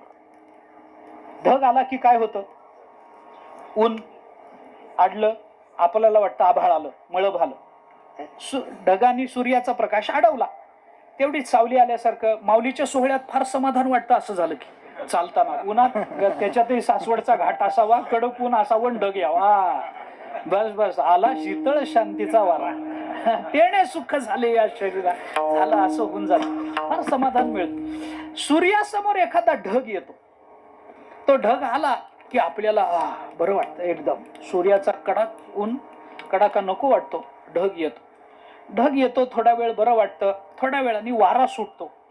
वारा आला की तो ढग पुढे निघून जातो. ज्ञानोबाराय म्हणतात सूर्यासमोर आलेला ढग वारा दूर करतो. ज्ञानोबारायांचा प्रश्न असा आहे की वारा सूर्य, मग काय एकदा ढग दूर झाला की पुन्हा सूर्याचा प्रकाश, तेवढंच कडक ऊन पुन्हा पडतं. ज्ञानोबाराय म्हणतात वाऱ्यानं ढग दूर केला का वाऱ्यानं सूर्य निर्माण केला? वाऱ्यानं केलं काय? वाऱ्यानं तुम्हाला सूर्य नवीन आणून दिला नाही पुन्हा उन्हा करता. वाऱ्याने फक्त मध्ये आलेला ढग दूर केलाय. सूर्य आहेच आहे, त्याचा प्रकाश चालूच आहे, पण मध्ये ढग आल्यामुळे तो प्रकाश आम्हाला मिळत नव्हता. वाऱ्यानं फक्त ढग दूर केलाय, बाकी काही केलं नाही. आमचा सगळा परमार्थ आम्हाला नवीन आनंद आणून देत नाही. आनंदाच्या भोगामध्ये आमच्यामध्ये जे दुःख, ढग रूपी दुःख आलंय, तेवढं दुःख दूर करणं एवढंच साधनेचं काम आहे. त्याला नवीन आनंद निर्माण करून देता येत नाही कोणाला. दुसरा दृष्टांत ज्ञानोबारांनी दिलाय. पाण्यावर शेवाळ आहे, पूर्ण हिरवगार, जणू गवत आहे असं वाटावं. पांथस्त चालला रस्त्याने, तहान लागली, त्याने विचारलं एका माणसाला, अहो पाणी मिळेल का प्यायला? तो म्हणाल जा की तिथं एवढं मोठं, अहो कुठं आहे, सगळं गवतच आहे. त्यांनी सांगितलं काही नाही, हातानं वरचं दूर कर, शेवाळ फक्त दूर कर. हाताने शेवाळ दूर केलं का पाणी निर्माण करून दिलं? पाणी आयत होतच, आम्हाला फक्त शेवाळ दूर करायचंय. पाणी आयत आहेच आहे. तसं आमच्या जीवनामध्ये आम्ही सुखरूप आहोत कामाला वेदांतांनी तसंच सांगितलंय. अरे जीव हा ब्रह्मरूप आहे, आनंद रूप आहे, त्याला वेगळं काही आणायचंच नाहीये. फक्त आम्हाला आमचं दुःख दूर करायचंय आणि तेवढं दुःख दूर करणं हेच साधनेचं काम असतं. हेच साधनेचं काम आहे. ज्ञान काय करतं, कर्म काय करतं, योग काय करतो आणि भक्ती काय करते? भक्तीनं आनंद मिळतो, भक्तीनं आनंद मिळतो. कुठे आहे आनंद? अरे आनंद आहेच आहे, आमच्याजवळ आधीपासून आहे. फक्त आम्हाला कळत नव्हतं की कोणत्या कारणाने तो प्राप्त होतो. साधना तेवढं करते. तुकोबाराय म्हणतात तुटे भवरोग. हा भवरोग निवृत्त झाला पाहिजे. भवरोग या भव शब्दाचा अर्थ आहे संसार आणि त्याला तुकोबाराय रोग म्हणतात. रोग. मला तेवढाच शब्द आपल्या समोर जरा विस्तारानं मांडायचा. भवरोग या शब्दाचा अर्थ काय? रोग कशाला म्हणतात? रोग शब्दाचा अर्थ काय? रोग सगळ्यांनाच आहेत या ना त्या प्रकारचा. हो, आयुर्वेदाने एकूण 72,000 रोग सांगितलेत माणसाला. कारण माणसाच्या जीवनात 72,000 नाड्या आहेत. त्या प्रत्येक नाडीचा एक एक रोग आहे.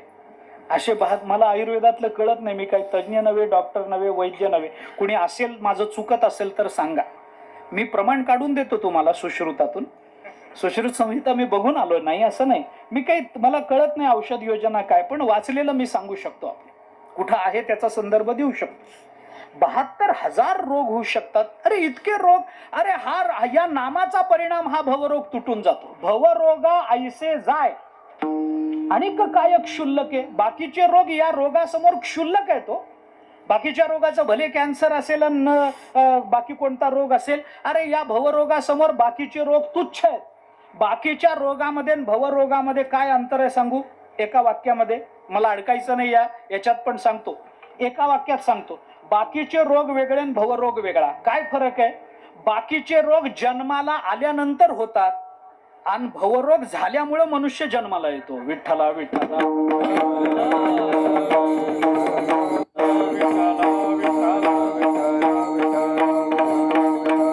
संसार आला की आलंच हो. किती वेळा जन्म यावे नित्य भावे फलित, नित्य भावे फलित, नित्य भावे फलित. किती वेळा जन्म यावे नित्य भावे फलित, नित्य भावे फलित, नित्य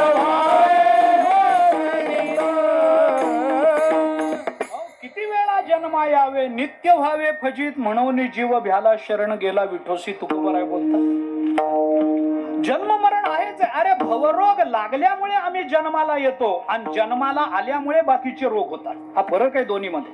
म्हणून तुकोबाराय त्याला रोग म्हणतात. रोग शब्दामध्ये रुज हा धातू आहे. मारणं, त्रस्त करणं, पीडा देणं असा रुज धातूचा अर्थ आहे. पीडा होणे, नष्ट होणे, मारून टाकणे, त्रस्त करणे, संतप्त करणे असा रुज धातूचा अर्थ आहे. रुज्यते अनेन इति वा रोगः अशी त्याची व्युत्पत्ती होते. रुज्यते अनेन. रोग, रोग म्हणजे काय? जो आपल्याला पीडा देतो, जो आपल्याला त्रस्त करतो, जो आपल्याला नष्ट करतो त्याला रोग म्हणतात. त्याला म्हणायचं रोग. रोग शब्द असा चालतो. म्हणून ज्ञानोबारायाने या संसाराकरता एक तरी शब्द कधी चांगला वापरलाय का ज्ञानेश्वरीमध्ये? मी आपल्याला प्रमाण देतो. एक तरी, एखादा तरी शब्द चांगला. कष्टले संसार शिणे जे देवो देती गाराणे. संसाराला काय शब्द वापरला? कष्टले. कष्ट शब्द काय आनंदाचा वाचक आहे? नाही ना. कष्टले संसार शिणे. बस. संसार रण आतू. रण, रण म्हणजे युद्ध. काय आनंदाचा विषय? जाऊन बघा युक्रेनला. एवढं वाटत असेल आनंदाचा विषय तर बघा जाऊन. काय आनंदाचा विषय नाही ना. बर, रण शब्दाचा दुसरा अर्थ आहे वाळवंट. वाळवंट काय आनंदाचा विषय? काला सोडला तर वाळवंटात मनुष्य हरवला, संपलाच. काय आनंदाचा विषय आहे का वाळवंट? नाही ना. कष्टले संसार शिणे. कष्ट. बस बस. किती प्रमाण देऊ मी आपल्याला? दुजे जव जव घडे तव तव संसार भय. भय शब्द चांगला आहे का? चांगला शब्द आहे? नाही ना. कर्मा कर्माची या मोहरा, उठून येदोनी अहंकारा, संसाराचा दरारा. सांडण येणे, संसाराचा दरारा. दरारा शब्द चांगला अर्थाने वापरला जातो नाही ना. किती सांगू प्रमाण मी अजून. अर्जुनाचे नि व्याजे, गीता प्रकाशुनी श्रीराजे, संसारा एवढे थोर ओझे. काय चांगला आनंदाचा शब्द ओझे. अजून सांगू प्रमाण. माझं पुष्कळ आहे. सगळी पाठ नाही ज्ञानेश्वरी, पण जेवढं आठवतंय तेवढं तर सांगतो. श्लोकाक्षर की श्लोकाक्षर द्राक्षलता, मांडव झाली आहे गीता, संसार पथ श्रांता. श्रांत शब्द काय चांगल्या अर्थाने वापरला जातो. किती किती प्रमाणं दिली मी आपल्याला, बघा ना, विचार करू. किती प्रमाणं दिली. याच्यापैकी एकही शब्द चांगला नाही. कष्ट शब्द चांगला नाही, रण शब्द चांगला नाही, ओझे शब्द चांगला नाही, भय शब्द चांगला नाही, बस कुठला ओझ शब्द चांगला नाही. मग सगळे शब्द ज्या अर्थी ज्ञानोबराय संसाराला लावतात त्या अर्थी संसार आम्हाला त्रस्त करतो. संसार हा रोग आहे. रोग शब्दाचा अर्थ असा. पुष्कळ आहे चिंतन. पुढे चला. मी आता आयुर्वेदाच्या अंगानेच जातो. चला, अभंगच तसा सोडवतो, जसं जमल तसं ऐका. आयुर्वेदाच्या अंगाने तुकोबाराय काय म्हणतात बघू आपण. तुकोबाराय या संसाराला रोग म्हणतात. रोग शब्द पीडा देणारा, कष्ट देणारा, त्रास देणारा, संतप्त करणारा या अर्थाने वापरला जातो. आणि सगळ्या संतांनी, आणि हा रोग नाही असा जीव नाही या जगताच्या पाठी. मी शब्द जपून वापरतोय, असा जीव नाही म्हणतो मी. तुकोबारायने केलेलं चिंतन बघा. इंद्र पदाधिक भोग, भोग नव्हे तो भवरोग. तुकोबाराय म्हणतात इंद्राला सुद्धा ब्रह्मदेवाला सुद्धा हा भवरोग लागला. ब्रह्माधिक पदे, ब्रह्माधिक पदे दुःखाची शिराणी, ब्रह्माधिक पदे दुःखाची शिराणी, ब्रह्माधिक पदे दुःखाची शिराणी, दुःखित धनी धरो देसी, दुःखित धनी धरो देसी. पहिल्याच अभंगामध्ये ब्रह्माधिक पदे दुःख आहे. ब्रह्मदेवाला दुःख आहे. गीता वाचा आपण. आ ब्रह्मभुवनान लोका पुनरावर्ती अर्जुन, आहे ना 8वा अध्याय. ज्ञानोबराय बोलतात ब्रह्मपणाचे नि भडसे. पहिली ओवी त्याच्या कालची. न चुकती पुनरावृत्तीचे वळसे, निवटली आचे जैसे पोटन दुखे काही. ज्ञानोबराय चिंतन करतात. ब्रह्मदेवाला सुद्धा वळसा चुकला नाही. ब्रह्मदेवाला सुद्धा भवरोग आहे, इंद्राला भवरोग आहे. अरे मी तर इंद्राची व्याख्याच. कोणीही तपाला बसलं की ज्याच्या पोटात पहिलं दुखतं त्याचं नाव इंद्र. खुर्चीचा प्रश्न आहे ना महाराज, सत्तेचा प्रश्न आहे ना. कोणी तपाला बसलं की याच्या पोटात पहिलं दो. मग अप्सरा पाठव, कुठं असं कर, कुठं त्याला अमृत नेऊन दे, कुठं त्याला स्वर्गातच घेऊन ये. हे सगळे उद्योग सुरू. सगळे राजकारणी त्याच्याकडूनच शिकले, इंद्राकडून. म्हणून राजकारणी भेटला की मला इंद्रच वाटतो.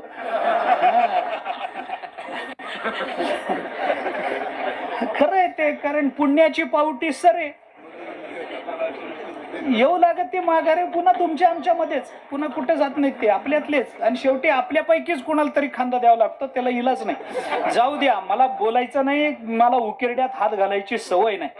मी का बोलतो आपल्याला, हे काही जरी झालं भवरोग नाही असा जीव दाखवा ना. मुंगीपासून ब्रह्मदेवापर्यंत भवरोग नाही असा दाखवा ना. संसारा नावाचा रोग लागला नाही. सगळ्यांना लागला महाराज, सगळ्यांना लागला. मी आपल्याला अनेक प्रमाण देतो या संबंधात. आम्हाला या जन्माला येण्याकरता हा देह दिला तो तेवढ्या करतात. दिली इंद्रिये, हात पाय कान, डोळे मुख बोलाया वचन, जय तुझोडसी नारायण, नासे जीवपण भवरोग. दिली इंद्रिय, हात पाय कान, डोळे मुख बोलाया वचन, जय तुझोडसी नारायण, नासे नासे जीवपण भवरोग. याच्या करता दिली इंद्रिये, हात पाय कान. आम्हाला देह मिळाला तेवढ्या करताच. म्हणून ज्याला ज्याला देह मिळालाय तो भवरोगी आहे. लक्षात ठेवा, तो भवरोगी असा त्याचा अर्थ होईल. रोगाचा विचार करताना ऐका, मी म्हटलं आयुर्वेदाच्या माध्यमातून सोड थोडा. मग तुकोबारायांचा आयाम किती व्यापक आहे बघा. मी सांगतो नेहमी, महाराज तुम्हाला पटो न पटो, पण आमच्या वारकऱ्यांची श्रद्धा आहे, थोडाफार अभ्यास आहे. आम्ही त्या अभ्यासाच्या, अल्प अभ्यास असेल, क्षुल्लक असेल, तुच्छ असेल, पण तेवढ्या अभ्यासाच्या जोरावर सांगू शकतो की या जगामध्ये असा विषय नाही की ज्याची चर्चा ज्ञानोबाराय तुकोबारायांनी केली नाही. हा, लक्षात ठेव. असा विषय नाही या जगताच्या पाठीवर जो ज्ञानेश्वरीत आला नाही असं नाही, जो गाथ्यात आला नाही असं. तुकोबाराय काय, तुकोबारायांना काय कळत नाही. आयुर्वेदातली कितीतरी प्रमाण आपल्याला ज्ञानेश्वरीत दृष्टांतात ज्ञानोबारायांनी वापरलेली. औषध कसं असावं, वैद्य कसा, ज्ञानोबाराय बोलतात. वाळीत टाकलेले ज्ञानोबाराय. काय कळलं असेल वैद्य कसा असावा, पण एकदा सर्वज्ञता आली, अरे परमात्माच त्यांच्या रूपानं येतो ना. तुकोबाराय म्हणजे कोण? तू किता तुलनेसी, साक्षात परब्रह्म तुकोबारायांच्या रूपानं तुमच्या माझ्या करता आलं महाराज. तुकोबारायांचा एक एक अभंग म्हणजे औषधाची एक एक गोळी हो. हेची भवरोगाचे औषध,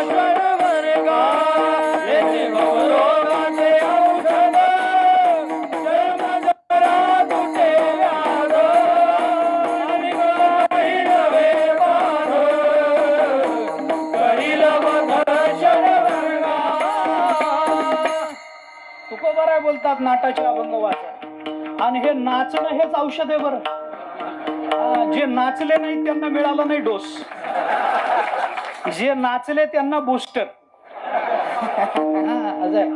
हेची भवरोगाचे औषध, जन्म जरा तुटे व्याध, आणि काही नवे बाध, करील वध षडवर्गा. तुकोबाराय बोलतात.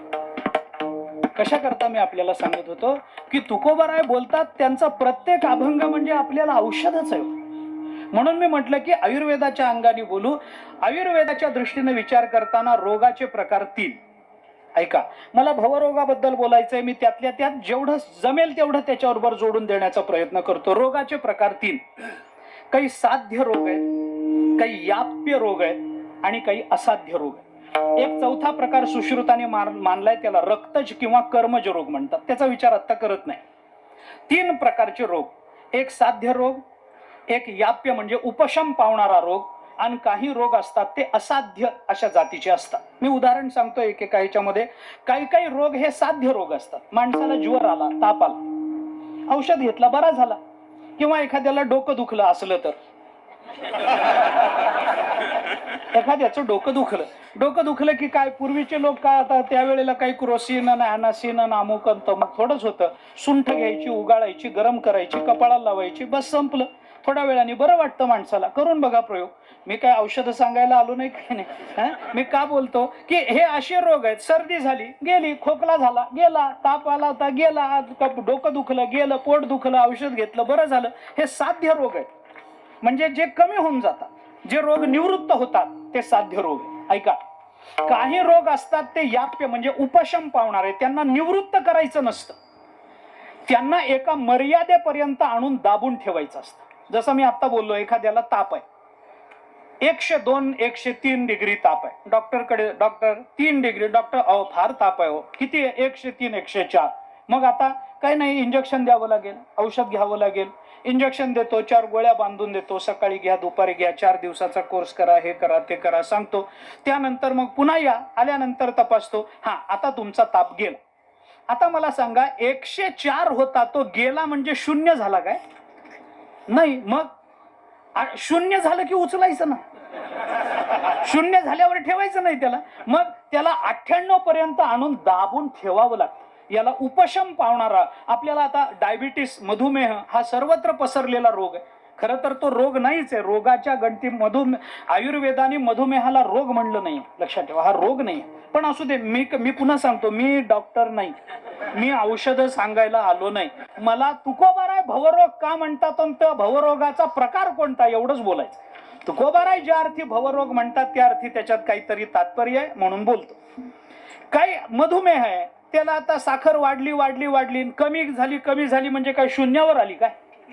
त्याला एका मर्यादेपर्यंत आणून साखर ठेवावीच लागते शरीरामध्ये. साखर रहित शरीर राहू शकत नाही, हो राहू शकत नाही. त्याच्याकरता त्याला दाबून ठेवावं लागतं. त्याला उपशम पावणारे रोग म्हणतात. आणि काही काही रोग आहेत ते असाध्य रोग आहेत. असाध्य रोगामध्ये तो रोगी जगत नाही. आता तिसऱ्या अवस्थेचा कॅन्सर झाला, किंवा आता नवीन नवीन काही काही रोग आले ना, एड्स सारखा रोग आहे, हे काही जगू देत नाहीत, कधी ना कधीतरी मारून टाकतात. याच्यावर औषध नाही, अजून शोध लागले नाहीत, मनुष्य जातो, रोगी दगावतो. याला असाध्य रोग म्हणतात. आता साध्य रोग, उपशम पावणारा रोग आणि अर्थात असाध्य रोग. मला एवढंच म्हणायचंय, भवरोग याच्यापैकी कोणता हो?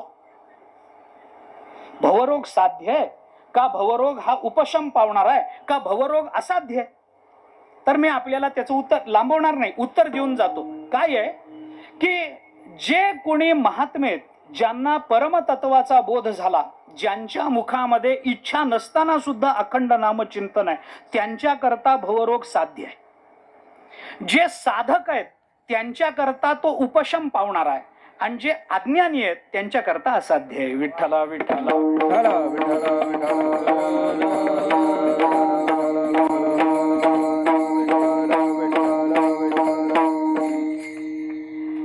तिन्ही प्रकाराच्या प्रमाणानं तिन्ही भूमिका मी बोलतो.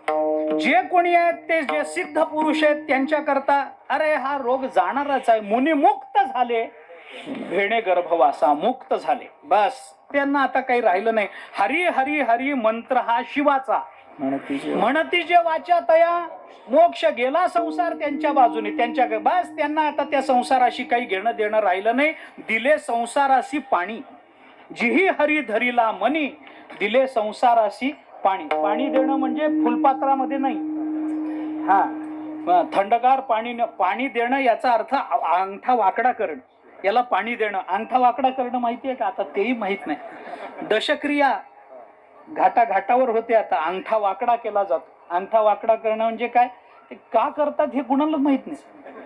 ते म्हणतात, ते सांगणारे सांगतात अंगठा वाकडा करा, हे वाकडा करतात. ते काय आहे, आपली तर्जनी आणि आपला अंगठा याच्या मधली जी जागा ही, याला पितृतीर्थ म्हणतात.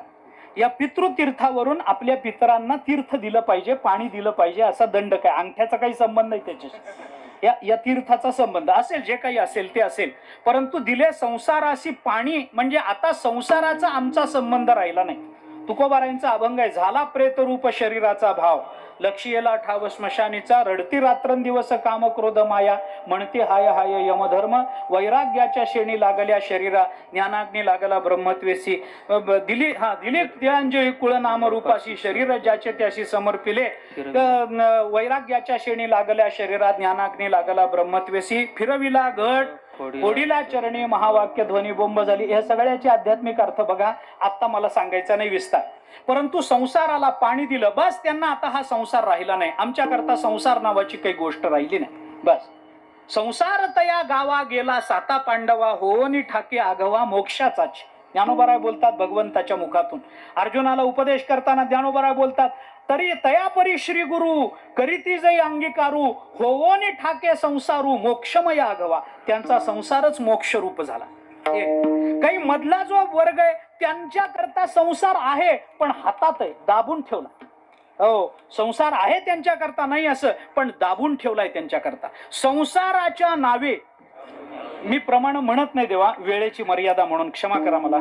संसाराच्या नावे घालोनिया शून्य वाढत हा पुण्य धर्म केला. संसार आहे फक्त त्याच्या नावाने शून्य घातलाय. संसार तो कोण लेखे आम्हा सखे हरिजन काळ ब्रह्मानंदी सरे आवडी उरे संचली. तुकोबाराय बोलतात. नाथ महाराजांना विचारा, तुकोबारायांना विचारा, ज्ञानोबारायांना विचारा. नाथ महाराज म्हणतात, अरे तैसे असावे संसारी जोवरी प्राचीनाची दोरी. प्राचीन म्हणजे प्रारब्ध. प्राचीनाची नि बळी आली कृत्य कृचला कुशले व्योमा अंगी जिराले आभाळी जैशी. 18वा अध्याय 3रा श्लोक ज्ञानोबराय बोलतात. त्या दृष्टीनं बघून घ्या. प्राचीन शब्दाचा अर्थ आहे प्रारब्ध. या प्रारब्धाची दोरी जोपर्यंत आहे तोपर्यंत माणसाला इथं राहावं लागेल, त्याला सोडून जाता येणार नाही. मग मी व्यवहारी असे न वर्तत जेवी जळा आत पद्मपत्र. तुकोबाराय बोलतात, जाणोनी नेणते करी माझे मन तुझी प्रेम खूण देवोनिया. मग मी व्यवहारी असे न वर्तत म्हणजे व्यवहारात राहायचंय. कसं राहायचंय? वस्ती कर वस्ती आला, प्रातःकाळी निघून गेला तैसे असावे. पण असावे ना, संसार टाकावा म्हटलं नाही ना. पक्षी अंगणी उतरती ते का गुंतोनी राहती तैसे असावे संसारी असावे. म्हणजे त्यांच्या करता उपशम पावणारा रोग. आणि जे अज्ञानीच आहेत, ज्यांना काहीच घेणं देणं नाही, ज्यांना फक्त विषय भोग हाच आपल्या जीवनातला एकमेव हेच ध्येय वाटतं आणि ते भोग प्राप्त करण्याकरता केल्या गेलेल्या प्रयत्नांना जे लोक पुरुषार्थ म्हणतात त्यांच्या करता हा भवरोग असाध्य रोग आहे. लक्षात ठेवा, त्यांच्या करता नाही. मग किती वेळा जन्मा यावे नित्य भावे फजित. अरे किती वेळेला, किती जन्म झाला फेरा, गणित नाही. अरे जन्माला येतो मरतो, जन्माला येतो मरतो. किती, एकदा दोनदा नाही, कोट्यावधी जन्म हे असेच जातात. ज्ञानोबारायांनी त्याचंही चिंतन केलंय. आता मला सगळाच विस्तार करायचं कारण नाहीये, पण ज्ञानोबारायांनी ते आपण त्याच्याकरता मदालसेचे अभंग बघून घ्या. मी आता बोलत नाही. म्हणजे काय, या सगळ्याचा बारकाईनं विचार केला तर भवरोग साध्यही आहे, भवरोग असाध्यही आहे, भवरोग उपशम पावणार आहे. पण भवरोग आहे असं जेव्हा आम्ही म्हणतो तेव्हा आम्हाला रोग झाला हे कशावरून ओळखायचं असतं? काहीतरी त्याला प्रमाण पाहिजे की नाही? भवरोगाकरता आम्हाला काहीतरी डोकं दुखतंय म्हणल्यानंतर काहीतरी आहे की नाही? कळत नाही ना. वरून पोट दुखलं कळत नाही ना. वरून हात लावून कळतं का? पोट, अंगाला ताप आला, अंगाला हात लावलं तर कळतं बाबा तापलंय अंग. तो डोळे आले, लाल झाले कळतं डोळे आले. तसं पोट दुखलं कसं कळतं? कळत नाही हो. म्हणून तर लहानपणी सगळ्यात जास्त शाळा बुडवण्याचं हे एकमेव कारण कळत नाही ना. वरून पोट दुखलेलं कळत नाही, फक्त शेजारच्याला सुख झालं पाहिजे. बस बस बस बस बस एवढंच कारण आहे माणसाच्या पोटदुखीचं, दुसरं कारण नाही. दुसऱ्याचं भलं व्हावं, आपलं पोट दुखलं म्हणून समजा. हो ना, पोट अरे रोग झाल्याचं काही बघावं लागेल की नाही, काहीतरी तपासावं लागेल. रोग झाला ओळखण्याचं काही आहे की नाही, त्याला आयुर्वेदामध्ये त्याच्याकरता 4-5 गोष्टी सांगितल्या. 4 गोष्टी विशेषत्व. एकाला म्हणतात पूर्व लक्षण, दुसऱ्याला म्हणतात लक्षण, तिसऱ्याला म्हणतात उपद्रव आणि चौथ्याला म्हणतात उपसर्ग. आयुर्वेद आहे बरं, हे तुकोबारायांनी सांगितलेलं आहे, माझ्या मनाचं मी बोलत नाही. ऐका, पहिला आहे लक्षण. काहीतरी एखादा, मी उदाहरणाने बोलतो, एखादा मनुष्य आहे, लहान मुलं आहे, पावसात खेळायला गेला. खेळ पावसात पुष्कळ भिजला, सकाळपासून पावसात भिजला, संध्याकाळी थकला, घरी आला. घरी आल्यावर आई त्याला रागवून काय म्हणते? आई रागवून काय म्हणते? आई त्याला म्हणते, दिवसभर पावसात होतास ना, आता बघ तुला ताप येईल, आता बघ तुला सर्दी होईल, आता बघ तुझं डोकं दुखेल, दिवसभर पावसात भिजलास ना, आता शाळा बुडवावी लागेल तुला, आता येणार ताप. ताप येणार हे आई कशावरून ओळखते हो? कशावरून ओळखते? दिवसभर पावसामध्ये भिजला म्हणून. याला म्हणतात पूर्वलक्षण. याला म्हणायचं पूर्वलक्षण. आधी काही केलं की कळतं हे पुढे होणार आहे, त्याला म्हणतात पूर्वलक्षण. एखादा मनुष्य खूप गोड खायला लागला, डॉक्टर का अहो एवढं खाऊ नका, काय होईल? मधुमेह होईल, डायबिटीस होईल, एवढं गोड खात जाऊ नका, कंट्रोल करा, कंट्रोल करा. दीक्षित डाएट आता ते चालू झालंय. हा, ते करा, ते अमुक करा, तमुक करा, हे करा, ते करा, तुम्ही गोड खाऊ नका, गोड खाऊ नका, गोड खाऊ नका म्हणतातच. डॉक्टर म्हणतच राहतात, आपण ऐकायचं असतं. आपण ऐकायचं नाही, डॉक्टरचं कामच आहे म्हणणं. हा, म्हणजे काय, ते जास्त खाल्लं की मग डॉक्टर म्हणतात तुम्ही जाड व्हाल, तुम्हाला नंतर त्रास होईल, नंतर तुमचं बीपी वाढेल, तुमची तब्येत सांभाळा, तुम्ही फार वेडावाकडा आचार करता आहात, वेळेवर जेवत नाही, वेळेवर झोपत नाही. कीर्तनकारांना सांगतो, आमचं तेच चाललंय ना, दुसरं काय. वेळेवर झोप, मग त्याच्याने काय, काही ना काहीतरी रोग निर्माण होणार. हे रोगाचं पूर्वलक्षण, हे रोगाचं पूर्वलक्षण झालं. तसं ज्ञानोबारायांनी या भवरोगाचं पूर्वलक्षण सांगितलं. ज्ञानेश्वरीमध्ये चला, आम्ही ज्ञानेश्वरी गाथ्याच्या अनुषंगानंच 2-2 वाक्य बोलत जातो. ज्ञानेश्वरीमध्ये चला, ज्ञानोबाराय बोलतात. हो, कशा करता मनुष्य हे सगळे प्रयत्न करतो. ज्ञानोबाराय अशी उदाहरणं देत नाहीत खरं म्हणजे, पण मी आता सांगतो त्यांनी दिलेलंच उदाहरण. ऐकोनी स्वर्गीची उर्वशी.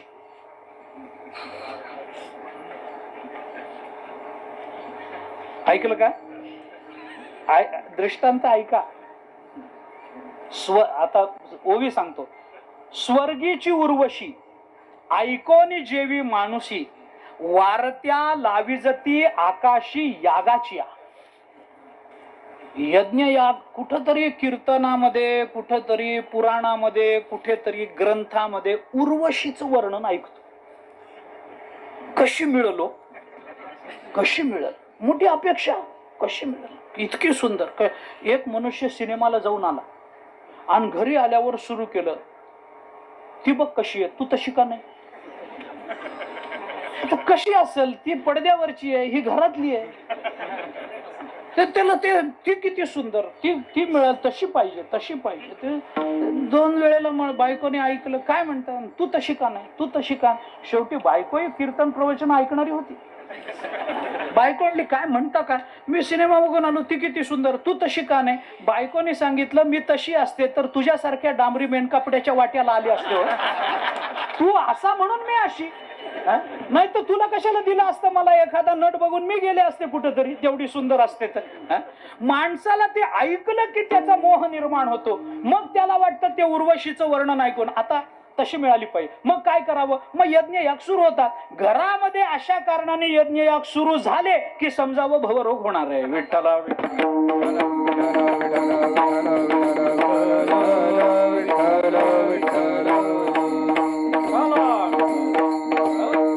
दुसरं प्रमाण देतो ज्ञानोबारांचं. म्हणती स्वर्गाहन जावे तरी तेथ काय खावे, या लागी धावे याग करू.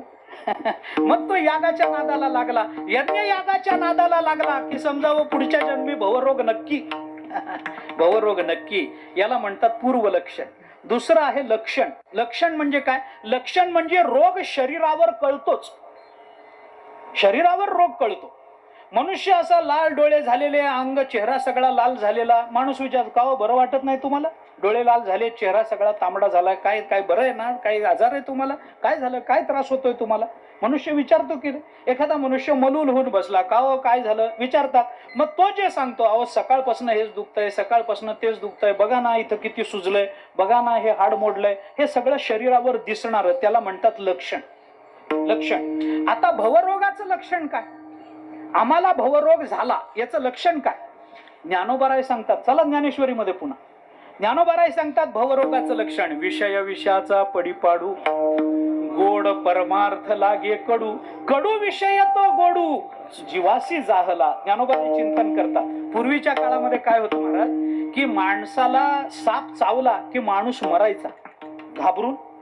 तर विषारी बिनविषारी नंतर, पण साप चावला की माणसं घाबरूनच मराय. औषध एवढे शोध लागले नव्हते, इंजेक्शन आली नव्हती. साप चावला की घाबरून मनुष्य मरायचा. आता तसंच आता राहिलं नाही. आता माणसाला साप चावला तर साप मरायची शक्यता जास्त, तितका माणूस विषारी झाला.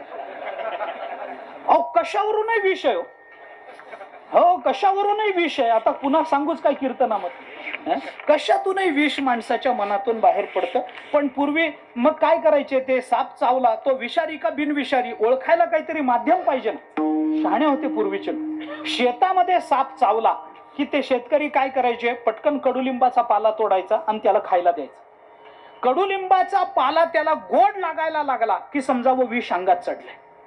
आणि घरामध्ये एखाद्या वेळेला साप चावला आणि तपासायचा असेल तर पटकन गुळ काढायचा आणि त्याला खायला द्यायचं. गुळ कसा असतो, गोड. गोड असणारा गुळ त्याला कडू लागायला लागला की समजावं विष चढले. आता ज्ञानोबारायांकडे या. ज्ञानोबाराय म्हणतात माणसाला भवरोग झाला कसं ओळखायचं, विषय विषयाचा परिपाडू, गोड परमार्थ लागे कडू, आणि कडू विषय तो गोडू जीवाशी झाला. गोड असणारा परमार्थ कडू लागायला नकोच बाबा. किती कीर्तनकार म्हणू दे, विठ्ठल विठ्ठल म्हणताना टाळी वाजवायचीच नाही, नकोच. गोड असणारं नाम कडू लागायला लागलं आणि कडू असणारे विषय भोगायला गोड वाटायला लागले की समजावं याला भवरोगाची बाधा झाली. विठ्ठला विठ्ठल.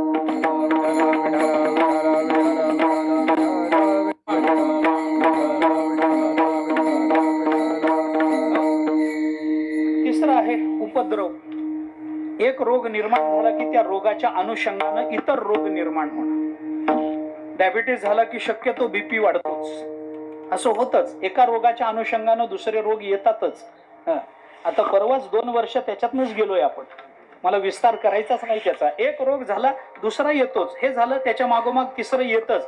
हे ताप आला, सर्दी होते, सर्दी झाली डोकं दुखतं, डोकं दुखलं कानाला दडे बसतात, मग खाण्यामध्ये काहीतरी होतं, मग पोट दुखतं, पोट दुखलं अमुक झालं, मग तसं झालं पुन्हा झोपून राहिलं. हे होतच ना.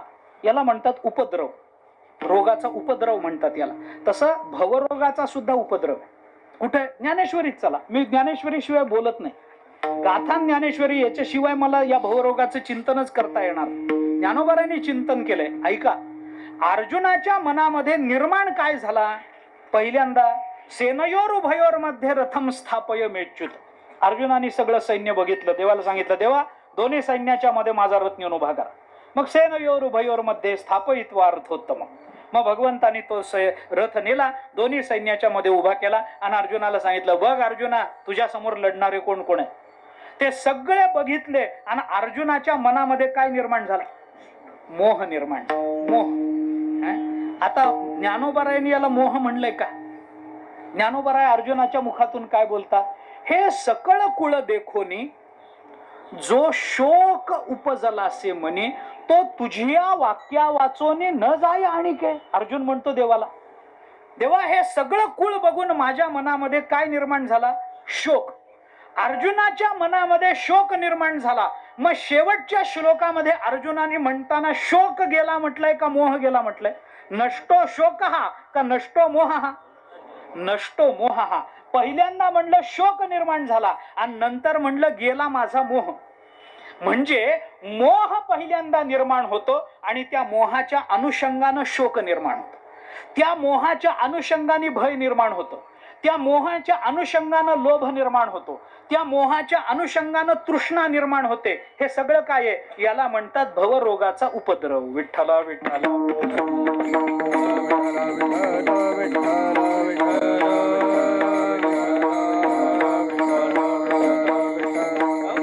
आणि चौथा उपसर्ग. उपसर्ग म्हणजे काय की रोग मुख्य जरी निघून गेला तरी छोटे छोटे छोटे छोटे दोष शरीरामध्ये राहतात. कोरोना गेला हो पण अशक्तपणच जाईल, ते रडणं चालूच आहे ना, अजून चालू आहे लोकांचं. हे झालं ते गेलं कोरोना वगैरे, आता काही नाही, पण अजून म्हणावं तसं उत्साहच नाही हो काम करायला. उत्साह अमुकच नाही तमुकच नाही, अजून डोळ्याच असं आहे, अजून पोटाचंच तसं आहे, ते चालू आहे. याला म्हणतात उपसर्ग. तसं भवरोग ज्याला झाला त्यालाही उपसर्ग आहे. काय उपसर्ग, मनुष्य मरून जातो पण पिंडाला कावळा शिवत नाही, हा उपसर्ग आहे. विठ्ठला विठ्ठला.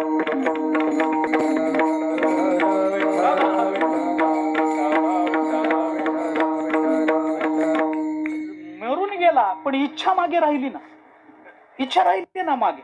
आता ती इच्छा जिवंताची का मेलेल्याची हो.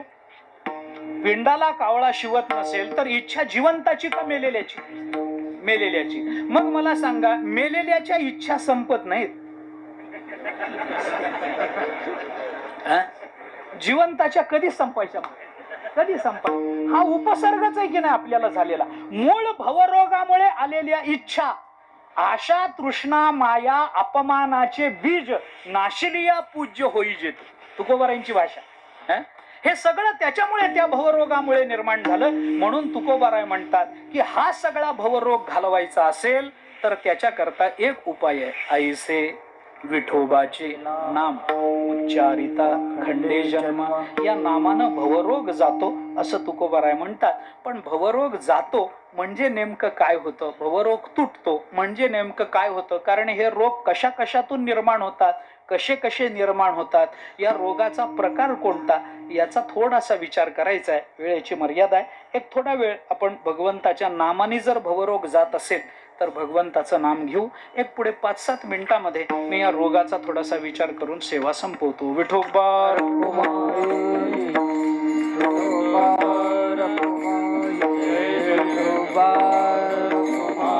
ऐसे विठोबाचे नाम उच्चारिता खंडे जन्म.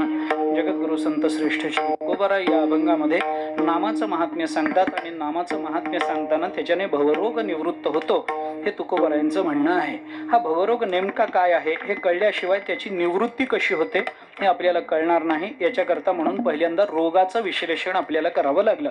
रोग किती प्रकारचे असतात, रोगाचा मूळ विचार काय आहे, तो रोग निर्माण कसा होतो, त्याचे पूर्वलक्षण काय, त्याचं लक्षण काय, त्याचा उपसर्ग काय, उपद्रव काय, या सगळ्या गोष्टीचा आपण संत वाङ्मयाच्या अनुषंगानं जेवढा विचार भवरोगाच्या संबंधानं लावता येईल तेवढा लावण्याचा आपण प्रयत्न केलेला आहे. तुकाराम महाराज म्हणतात हा भवरोग नामानं निवृत्त होतो. म्हणजे रोगाचे जे प्रकार आहेत त्याच्यापैकी कोणत्या प्रकारामध्ये भवरोग बसतो याचा थोडासा विचार मला करायचा आहे. आणि त्या त्या प्रकारामध्ये औषध म्हणून आपल्याला विठोबाचे नाम याचं चिंतन करता येतं का याचा थोडासा समन्वय केला की माझी सेवा संपली. रोगाचा विचार करत असता आयुर्वेदाने असं चिंतन सांगितलं की रोग 7 प्रकारचे असतात. आदिबल प्रवृत्त रोग 1 आहे, जन्मबल प्रवृत्त रोग 2, दोषबल प्रवृत्त रोग 3, संघात बल प्रवृत्त रोग 4, कालबल प्रवृत्त रोग 5, त्यानंतर दैव बल प्रवृत्त रोग 6 आणि स्वभाव बल प्रवृत्त रोग, असे रोगाचे 7 प्रकार आयुर्वेदाने आपल्याला सांगितले. आता या 7 प्रकाराचं चिंतन करत असताना हे सगळ्या पद्धतीच्या रोगाला भवरोगच म्हणायचं. आदिबल प्रवृत्त रोग म्हणजे काय, आदिबल प्रवृत्त म्हणजे अनुवंशिक रोग, अनुवंशिक रोग, ज्याला आपण हेरिडिटरी असं म्हणतो. शुद्ध मराठीमध्ये हेरिडिटरी असं म्हणतात, पण इंग्रजीत बोलायचं असेल तर आदिबल प्रवृत्त रोग असं म्हणतात त्याला. काय चुकलं काय? तर त्याच्यामध्ये काय आहे, आदिबल प्रवृत्त म्हणजे परंपरेनं, वडिलांना होता, आजोबांना होता, वडिलांना होता, मलाही आहे, अशा पद्धतीचे जे रोग आहेत. वडिलांना साखर होती, आईला साखर होती, मलाही झाली, अशा पद्धतीचे जे रोग आहेत, परंपरेनं चालत आलेले जे रोग आहेत त्याला आदिबल प्रवृत्त रोग असं म्हणतात. आता हा आदिबल प्रवृत्त रोग, भवरोग ही आदिबल प्रवृत्तच आहे. मी का जन्माला आलो, वडील जन्माला आले म्हणून. वडील जन्माला का आले, आजोबा ते जन्माला का आले, याच्यातच सकाळ होईल. आता किती मागे जायचं, याला काही अर्थ नाही ना. हे किती मागे गेलं तरी त्याचं मूळ कारण तेच आहे. अहो, आम्हाला रोग होण्याचं मुख्य कारण काय असेल तर तेच आमचं मुख्य कारण आहे. मी पुढे बोलतो, दुसऱ्या प्रकारामध्ये येताना ते बोलतो. ऐका, काय होतं लक्षात घ्या. हे सगळे रोग जे परंपरेनं चालत आलेले आहेत ते सगळे रोग, जरी भवरोग जरी त्याला म्हटलं गेलं असेल तर तो रोग सुद्धा आम्हाला नामचिंतनाने घालवता येतो, हे लक्षात घ्या. तुकाराम महाराजांचं चिंतन या संबंधामध्ये जर बोलायचं झालं तर तुका म्हणे कोटी कुळेती पुनीत भावे गाता गीत विठोबाचे. सारासार विचार करा उठा उठी नामधरा कंठी विठोबाचे. त्याचं शेवटच्या चरणामध्ये तुकोबाराय बोलतात, तुका म्हणे कोटी कुळेती पुनीत भावे गाता गीत विठोबाचे. विठोबाचे गीत भावे गाता, भावानं जर नामचिंतन आम्ही भावपूर्ण करू तर त्याच्याने काय होईल, कोटी कुळे पुनीत होतात. मग कोटी कुळे पुनीत होत असतील तर मागच्या सगळ्या कुळातला रोग गेला आणि सगळ्या मागच्या कुळातल्या लोकांचं पाप निवृत्त झालं. कशाने झालं, नामानं जर होत असेल तर आदिबल प्रवृत्त रोग नामानं निवृत्त होतो, हे आपल्याला चिंतन करता येण्यासारखं आहे. दुसरा जन्मबल प्रवृत्त रोग आहे. जन्मबल प्रवृत्त, आमच्या सर्व रोगाचं मूळ कारण जन्मातच आहे. असं का झालं, त्याचं तेच कारण आहे. ते 3 प्रश्नाला उत्तर एक आहे. भाकरी का करपली, घोडं का अडलं आणि पानं का सडली? फिरवलं नाही म्हणून. एकच उत्तर त्याचं. भाकरी का करपली? फिरवली नाही म्हणून. घोडं का अडलं? फिरवलं नाही म्हणून. घोड्याला काय आहे, खाली बसायची सोय नाही, त्याचं सगळं उभ्या उभ्या असतं. म्हणजे त्याला चारा खायचा तरी उभ्या उभ्या, पाणी प्यायचं तरी उभ्या उभ्या, ते सगळं उभंच आहे. त्या घोडं बसलं की घोडं संपलं, त्याचा काही उपयोग नाही. बसलेल्या घोड्याला गोळीच मारतात. तुम्ही मुंबईला महालक्ष्मीला जाऊन बघा, पैसे लावू नका घोड्यावर, नुसतं बघायला जा. हा, तिथं कोटी 2-2 कोटीची घोडी, पण खाली बसली की गोळी मारतात कपाळात त्या घोड्याच्या. काही उपयोगाचं नाही. घोड्याचं सगळं उभं उभं. अहो ते झोपतं ते उभ्या उभ्या. आपण कसं कीर्तनात बसल्या बसल्या झोपतो की नाही, तसं देवाने त्या घोड्याला उभ्या उभ्या झोपायची व्यवस्था, उभ्या उभ्या झोपायची व्यवस्था करून दिलेली आहे. घोडं का अडलं? फिरवलं नाही म्हणून. भाकरी का करपली? फिरवलं नाही. पानं का सडली? फिरवलं नाही. तसं माणसाला आध्यात्मिक, अधिभौतिक, अधिदैविक ही दुःख होतात, रोग होतात. का होतात? सगळ्याचं उत्तर एक आहे, जन्माला आला म्हणून. हा जन्मालाच आला नसता तर कुठला रोग झाला असता? एक मनुष्य सारखा सारखा आजारी पडायला लागला, त्याला डॉक्टरकडे नेलं. 2 दिवस औषध दिलं, बरं वाटायचं. 2 दिवसानंतर पुन्हा रोग. मग त्याच्यापेक्षा मोठ्या मुंबईपर्यंत गेले, परदेशात जाऊन आले, पण औषध होई पासेपर्यंत बरं वाटायचं, पुन्हा रोग, पुन्हा ते तसंच. शेवटी वैद्य झाले, हकीम झाले, मंत्रतंत्र झाले, गंडे दोरे झाले, जे जे काही करता येणं शक्य होतं ते सगळे उपाय केले, रोगच दूर होईना. शेवटी त्या लोकांना असं कळलं की आपल्या गावामध्ये शिकलेला, परदेशात शिकलेला, फॉरेन रिटर्न एक डॉक्टर आला. लोकांचा भ्रम असा आहे की परदेशात शिकलेले शहाणे असतात. असं काही नसतं. मी पुष्कळ परदेशी मूर्ख बघितले, असं काही नाही. आणि परदेशात शिकलेले स्वदेशी मूर्खही बरेच बघितलेत, असंही काही नाही. त्याच्यात काय, ते परदेशात शिकला म्हणजे मोठा आहे, शहाणा आहे, हुशार आहे, असा भ्रम आहे. त्याच्याकडे गेले, त्याला ती सगळी फाईल दाखवली. हे बघा, आमचे काका आजारी पडतात, औषध दिलं की बरं, काय रोग आहे कळत नाही. मग त्यांनी ते तपासायचं एक तंत्र असतं. ते सगळं आधी डोळे बघतात, जीभ बघतात, इकडं दाब तिकडं दाब, उलथ पालथ करतात आणि मग विचारतात काय होतंय तुम्हाला. मग हे सगळं कशाला केलं? पण ते शास्त्र आहे, त्याला काही इलाज नाही, ते करावंच लागतं त्यांना. काहीही न तपासता औषध देणारा, काही न विचारता औषध देणारा एकच डॉक्टर मी बघितला माझ्या आयुष्यात. तुम्ही बघितले असतील कदाचित, पण माझ्या आयुष्यात मी एक बघितलं. काही विचारत नाही, काही बोलत नाही, काही नाही, फक्त तपासतो ना औषध देतो. एकच डॉक्टर बघितला महाराज माझ्या आयुष्यामध्ये, जनावराचा. तो म्हशीला विचारत नाही, बाई तुला काय होतंय, रात्री काय खाल्लं होतं म्हणून असं झालं.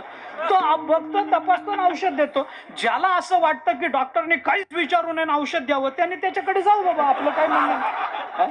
असं कसं होईल? अरे शास्त्र आहे ते, विचारावं लागेल, तपासावं लागेल. तपासणं भाग आहे, ते शास्त्र आहे, तपासावं लागेल. आमच्याकडे एक जण डॉक्टरकडे गेले, डॉक्टरनी सगळं बघितल्यानंतर त्याला म्हणले तुम्ही कपडे काढून झोप. तो म्हणला डॉक्टर माझा ऐकते. म्हणले ऐकत नाही, आधी तुम्ही कपडे काढून झोपा, मी तपासतो मग बोल.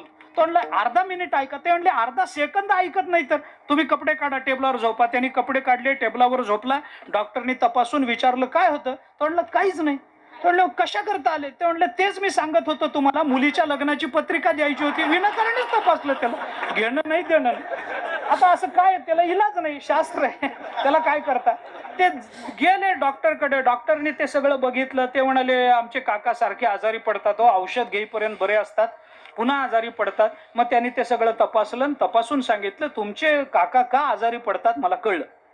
इतकं बरं वाटलं या लोकांना, चला निदान तरी झालं रोगाचं.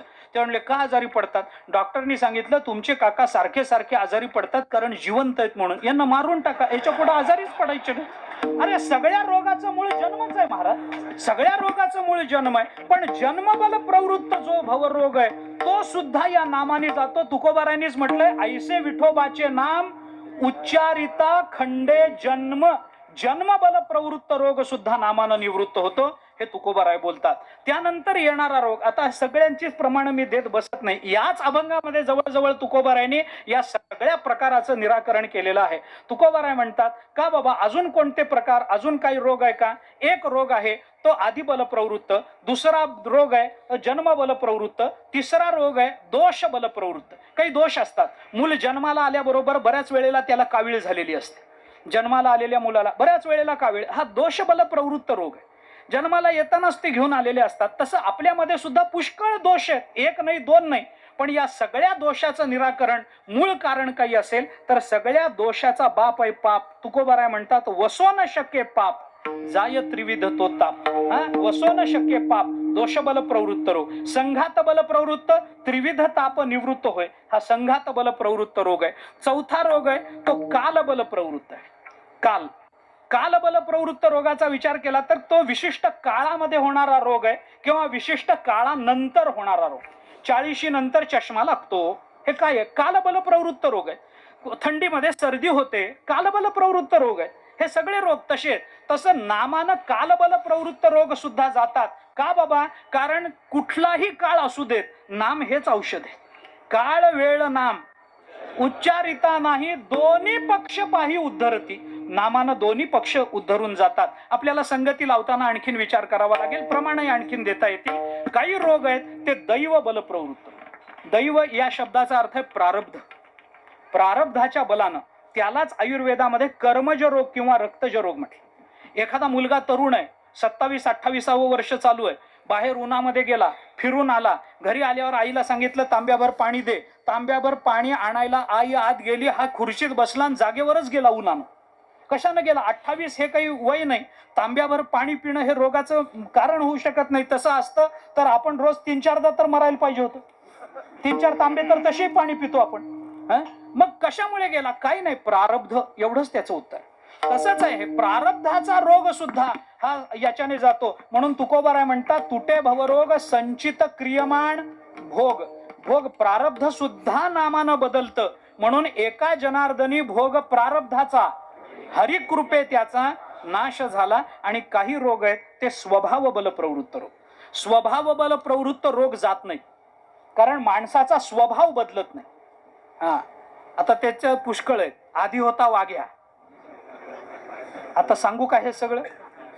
त्याचा येळकोट राहीना आणि मूळ स्वभाव जाईना. स्वभाव जात नसतो, अंतरीचे धावे स्वभावे बाहेरी धरिता हे परी आवरेना. तुकोबाराय म्हणतात स्वभाव मूर्ध्य वर्तते. एका सुभाषितात आलं. रावणाने तर स्पष्ट सांगितलंय द्विधा भज्यम अपेयम न नमेयम तू कस्यचित एषमे सहजो दोषः स्वभावो दुरतिक्रमः. स्वभाव बदलणं अति कठीण असतं. एका सुभाषितकाराने म्हटलंय कुत्र्याला राजा केलं तरी ते चप्पलच चघळणार. त्याला राजा करा पण त्याचा स्वभाव असतोय, त्याला काय करता? स्वभाव बदलत नसतो, पण नामाने स्वभावही बदलतो. हो, स्वभाव बल प्रवृत्त रोग. मी छोटंसं उदाहरण देऊन थांबेल. हो, आपल्याला सगळ्यांना वालाकोळ्याची गोष्ट माहिती आहे. वालाकोळ्याची गोष्ट सगळ्यांना माहिती आहे. रामायण सगळ्यांना ऐकून माहिती आहे. मला गोष्ट सांगायचीच नाही, मला त्याच्यातला भाव फक्त सांगायचा. नारद महर्षी रस्त्याने चालले होते, वालाकोळ्याने अडवलं.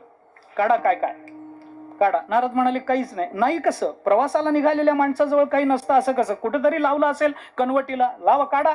एखादा नाणं असेल सोन्याचा, एखादा रुपया असेल, काढा. नारद महर्षी म्हणाले बाबा खरंच नाही, तू तपासून बघ. त्यांनी तपासून बघितलं, नारदांच्या कनवटीला काही सापडलं.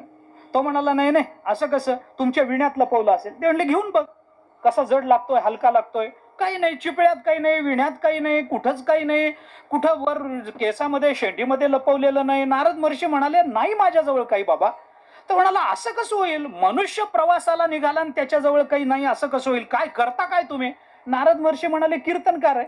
वालाकोळी म्हणाला मग तुमच्या एवढं कुणाजवळच सापडायचं नाही, काढा आधी तुमच्या जवळच काढा, सगळ्यात जास्त तुमच्या जवळ सापडल, काढा. नारद महर्षी म्हणाले तसला नाही बाबा, कीर्तनकार मी कीर्तनाचा प्रवर्तक आहे, मी तसा कीर्तनकार नाही. त्यांनी सांगितलं असं कसं? मग नारदांनी त्याला विचारलं असं का करतोस, वाटमारी का करतोस? त्यांनी काही कारण दिली. नारदांनी त्याला सांगितलं बाबा तू घरी जाऊन विचारून ये, अमुक तमुक सगळा इतिहास आपल्याला माहिती आहे. गेला, सगळं झालं. झाल्यानंतर नारदाने परत आला, पश्चाताप दग्ध झाला, राम शब्द उच्चारता येईना, मरा शब्द उच्चारता आला. नारद महर्षी म्हणाले हरकत नाही. तो पश्चाताप दग्ध झाला नारदांकडे. नारदा काय करू मी आता, मला सांग. नारद महर्षी म्हणाले बाबा एक लक्षात घे, प्रपंचाची वेळ निघून जाते, परमार्थाची वेळ कधी जात नाही. प्रपंचाची, अरे एका विशिष्ट वयामध्ये प्रपंच करता येतो, परमार्थाला वेळ आहे का? 75व्या वर्षी लग्न करता येतं काय? येत नाही. पण नामस्मरण करता येतं ना. 5व्या वर्षाच्या ध्रुवापासून ते 1400 वर्षाच्या चांगदेवांपर्यंत परमार्थाचा एवढा व्यापक विचार आहे, एवढा व्यापक.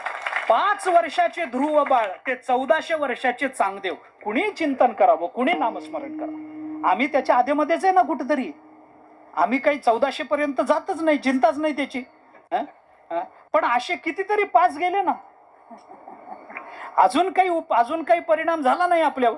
मी का बोलतो आपल्याला की परमार्थाची वेळ नसते हो. आयुष्याच्या शेवटच्या क्षणी सुद्धा आपल्याला परमार्थ पूर्ण करता येऊ शकतो, संसार करता येऊ. नारदांनी सांगितलं हरकत नाही, राम म्हणता आलं नाही, मरा तर मरा, पण मरा तर मरा म्हणजे तसं नाही, मरा म्हणता येत असेल तर मरा पण म्हण असं म्हणून त्यांनी मरा शब्दाचा उच्चार केला. मरा मरा मरा मराम करता करता अक्षरांचा व्यत्यास झाला, राम शब्द सिद्ध झाला.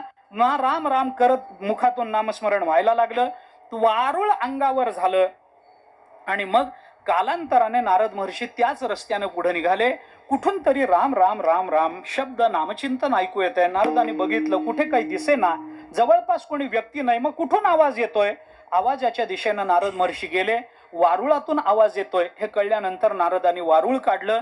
आतून वाल्मिकी ऋषी प्रकट झाले. माझा दृष्टांत संपला. मला विचारायचंय असं, त्याच्यानंतर मग वाल्मिकी ऋषींनी पुढे रामायण सांगितलं, केले रामायण.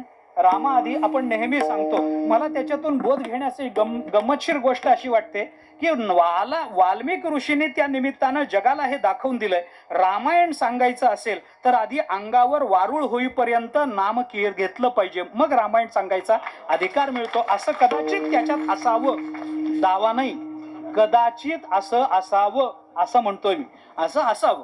मग झालं, नारदांनी त्यांना उठवलं. मग ते वाल्मिकी त्यांनी ओळखलं, पुन्हा नमस्कार झाला, सगळं झालं, दृष्टांत संपला.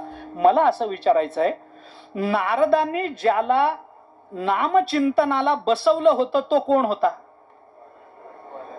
तो वाटमारी करणारा होता, दरोडेखोर होता. पण नारदांनी ज्याला उठवलं तो कोण होता? ते ऋषी होते. मग वाटमारी करणाऱ्यापासून ते ऋषित्वापर्यंतचा स्वभाव परिवर्तन कशाने झालं? नामाने होत असेल तर नामाने स्वभाव बल प्रवृत्त रोगही दूर होतात, असं त्याचं चिंतन आपल्याला करता येतं. आणि हा सगळा स्वस्य भाव हा स्वभाव हा या अर्थाने जर जायचं झालं तर तुकोबाराय म्हणतात, तुका म्हणे माया होय दासी लागे पाया, आईसे विठोबाचे नाम. तर ते नाम हे इतकं महत्वाचं आहे. तुकोबाराय प्रस्तुत अभंगातून आपल्याला रोगाच्या रूपकातून आपल्या समोर ठेवतात. त्याचं चिंतन करून हा रोग आपल्याला झालेलाच आहे, प्रश्न नाही. रोग झाला तर घाबरू नये. तुकोबारायांनी रोगाचं औषधही आपल्या हातात दिलंय ना, हा केवढा मोठा दिलासा आहे. रोग झाला असताना औषधच मिळालं नसतं तर घाबरणं योग्य होतं. रोग झाला आणि औषध हातात आहे, 2 मिनिटाचं काम आहे. राम एवढंच म्हणायचंय, विठ्ठल विठ्ठल एवढंच म्हणायचंय, राम कृष्ण हरी 6च अक्षर उच्चारायची आहेत. फार मोठं औषधही नाही की हिमालयात जा, शोधून आणा, अमुक करा तमुक करा, काहीच नाही. बसल्या बसल्या रामकृष्ण हरी रामकृष्ण हरी रामकृष्ण हरी एवढंच म्हणायचंय. इतकं सोपं औषध तुकोबारायांनी दिलंय. ज्ञानोबारायांनी औषधाचा विचार करताना म्हटलंय की औषध कसं देखे रोगाते जिणावे, औषध तरी द्यावे परी अतिरुच्च व्हावे मधुर जैसे. तसं हे अतिरुच्च मधुर आणि रोगाला जिंकणार औषध आपल्याला तुकोबाराय देतात. ते नामचिंतन आपण केलं पाहिजे. संपूर्ण भागवताचं स्वारस्य फक्त आणि फक्त भगवन नामात आहे, हे आपण लक्षात घेतलं पाहिजे. भागवत संपताना आपल्याला म्हणावं लागणार आहे, नाम संकीर्तनम यस्य सर्व पाप प्रणाशनम. हा श्लोक आपल्याला म्हणावा लागणार आहे. हे नामाचं महत्व आहे. भगवान श्रीकृष्णाचं नाम, भगवंताचं नाम, नारायण हे नाम मुखात असताना अजामेळाला काय झालं, प्रल्हादाला काय झालं, ही चरित्र आज होऊन गेली. दशमापर्यंत आला ना आज तुम्ही, 6व्या स्कंधापासून ते दशमापर्यंत इतकं झालं. तर त्याच्यामध्ये ही सगळी चरित्र येऊन गेली आपल्याला.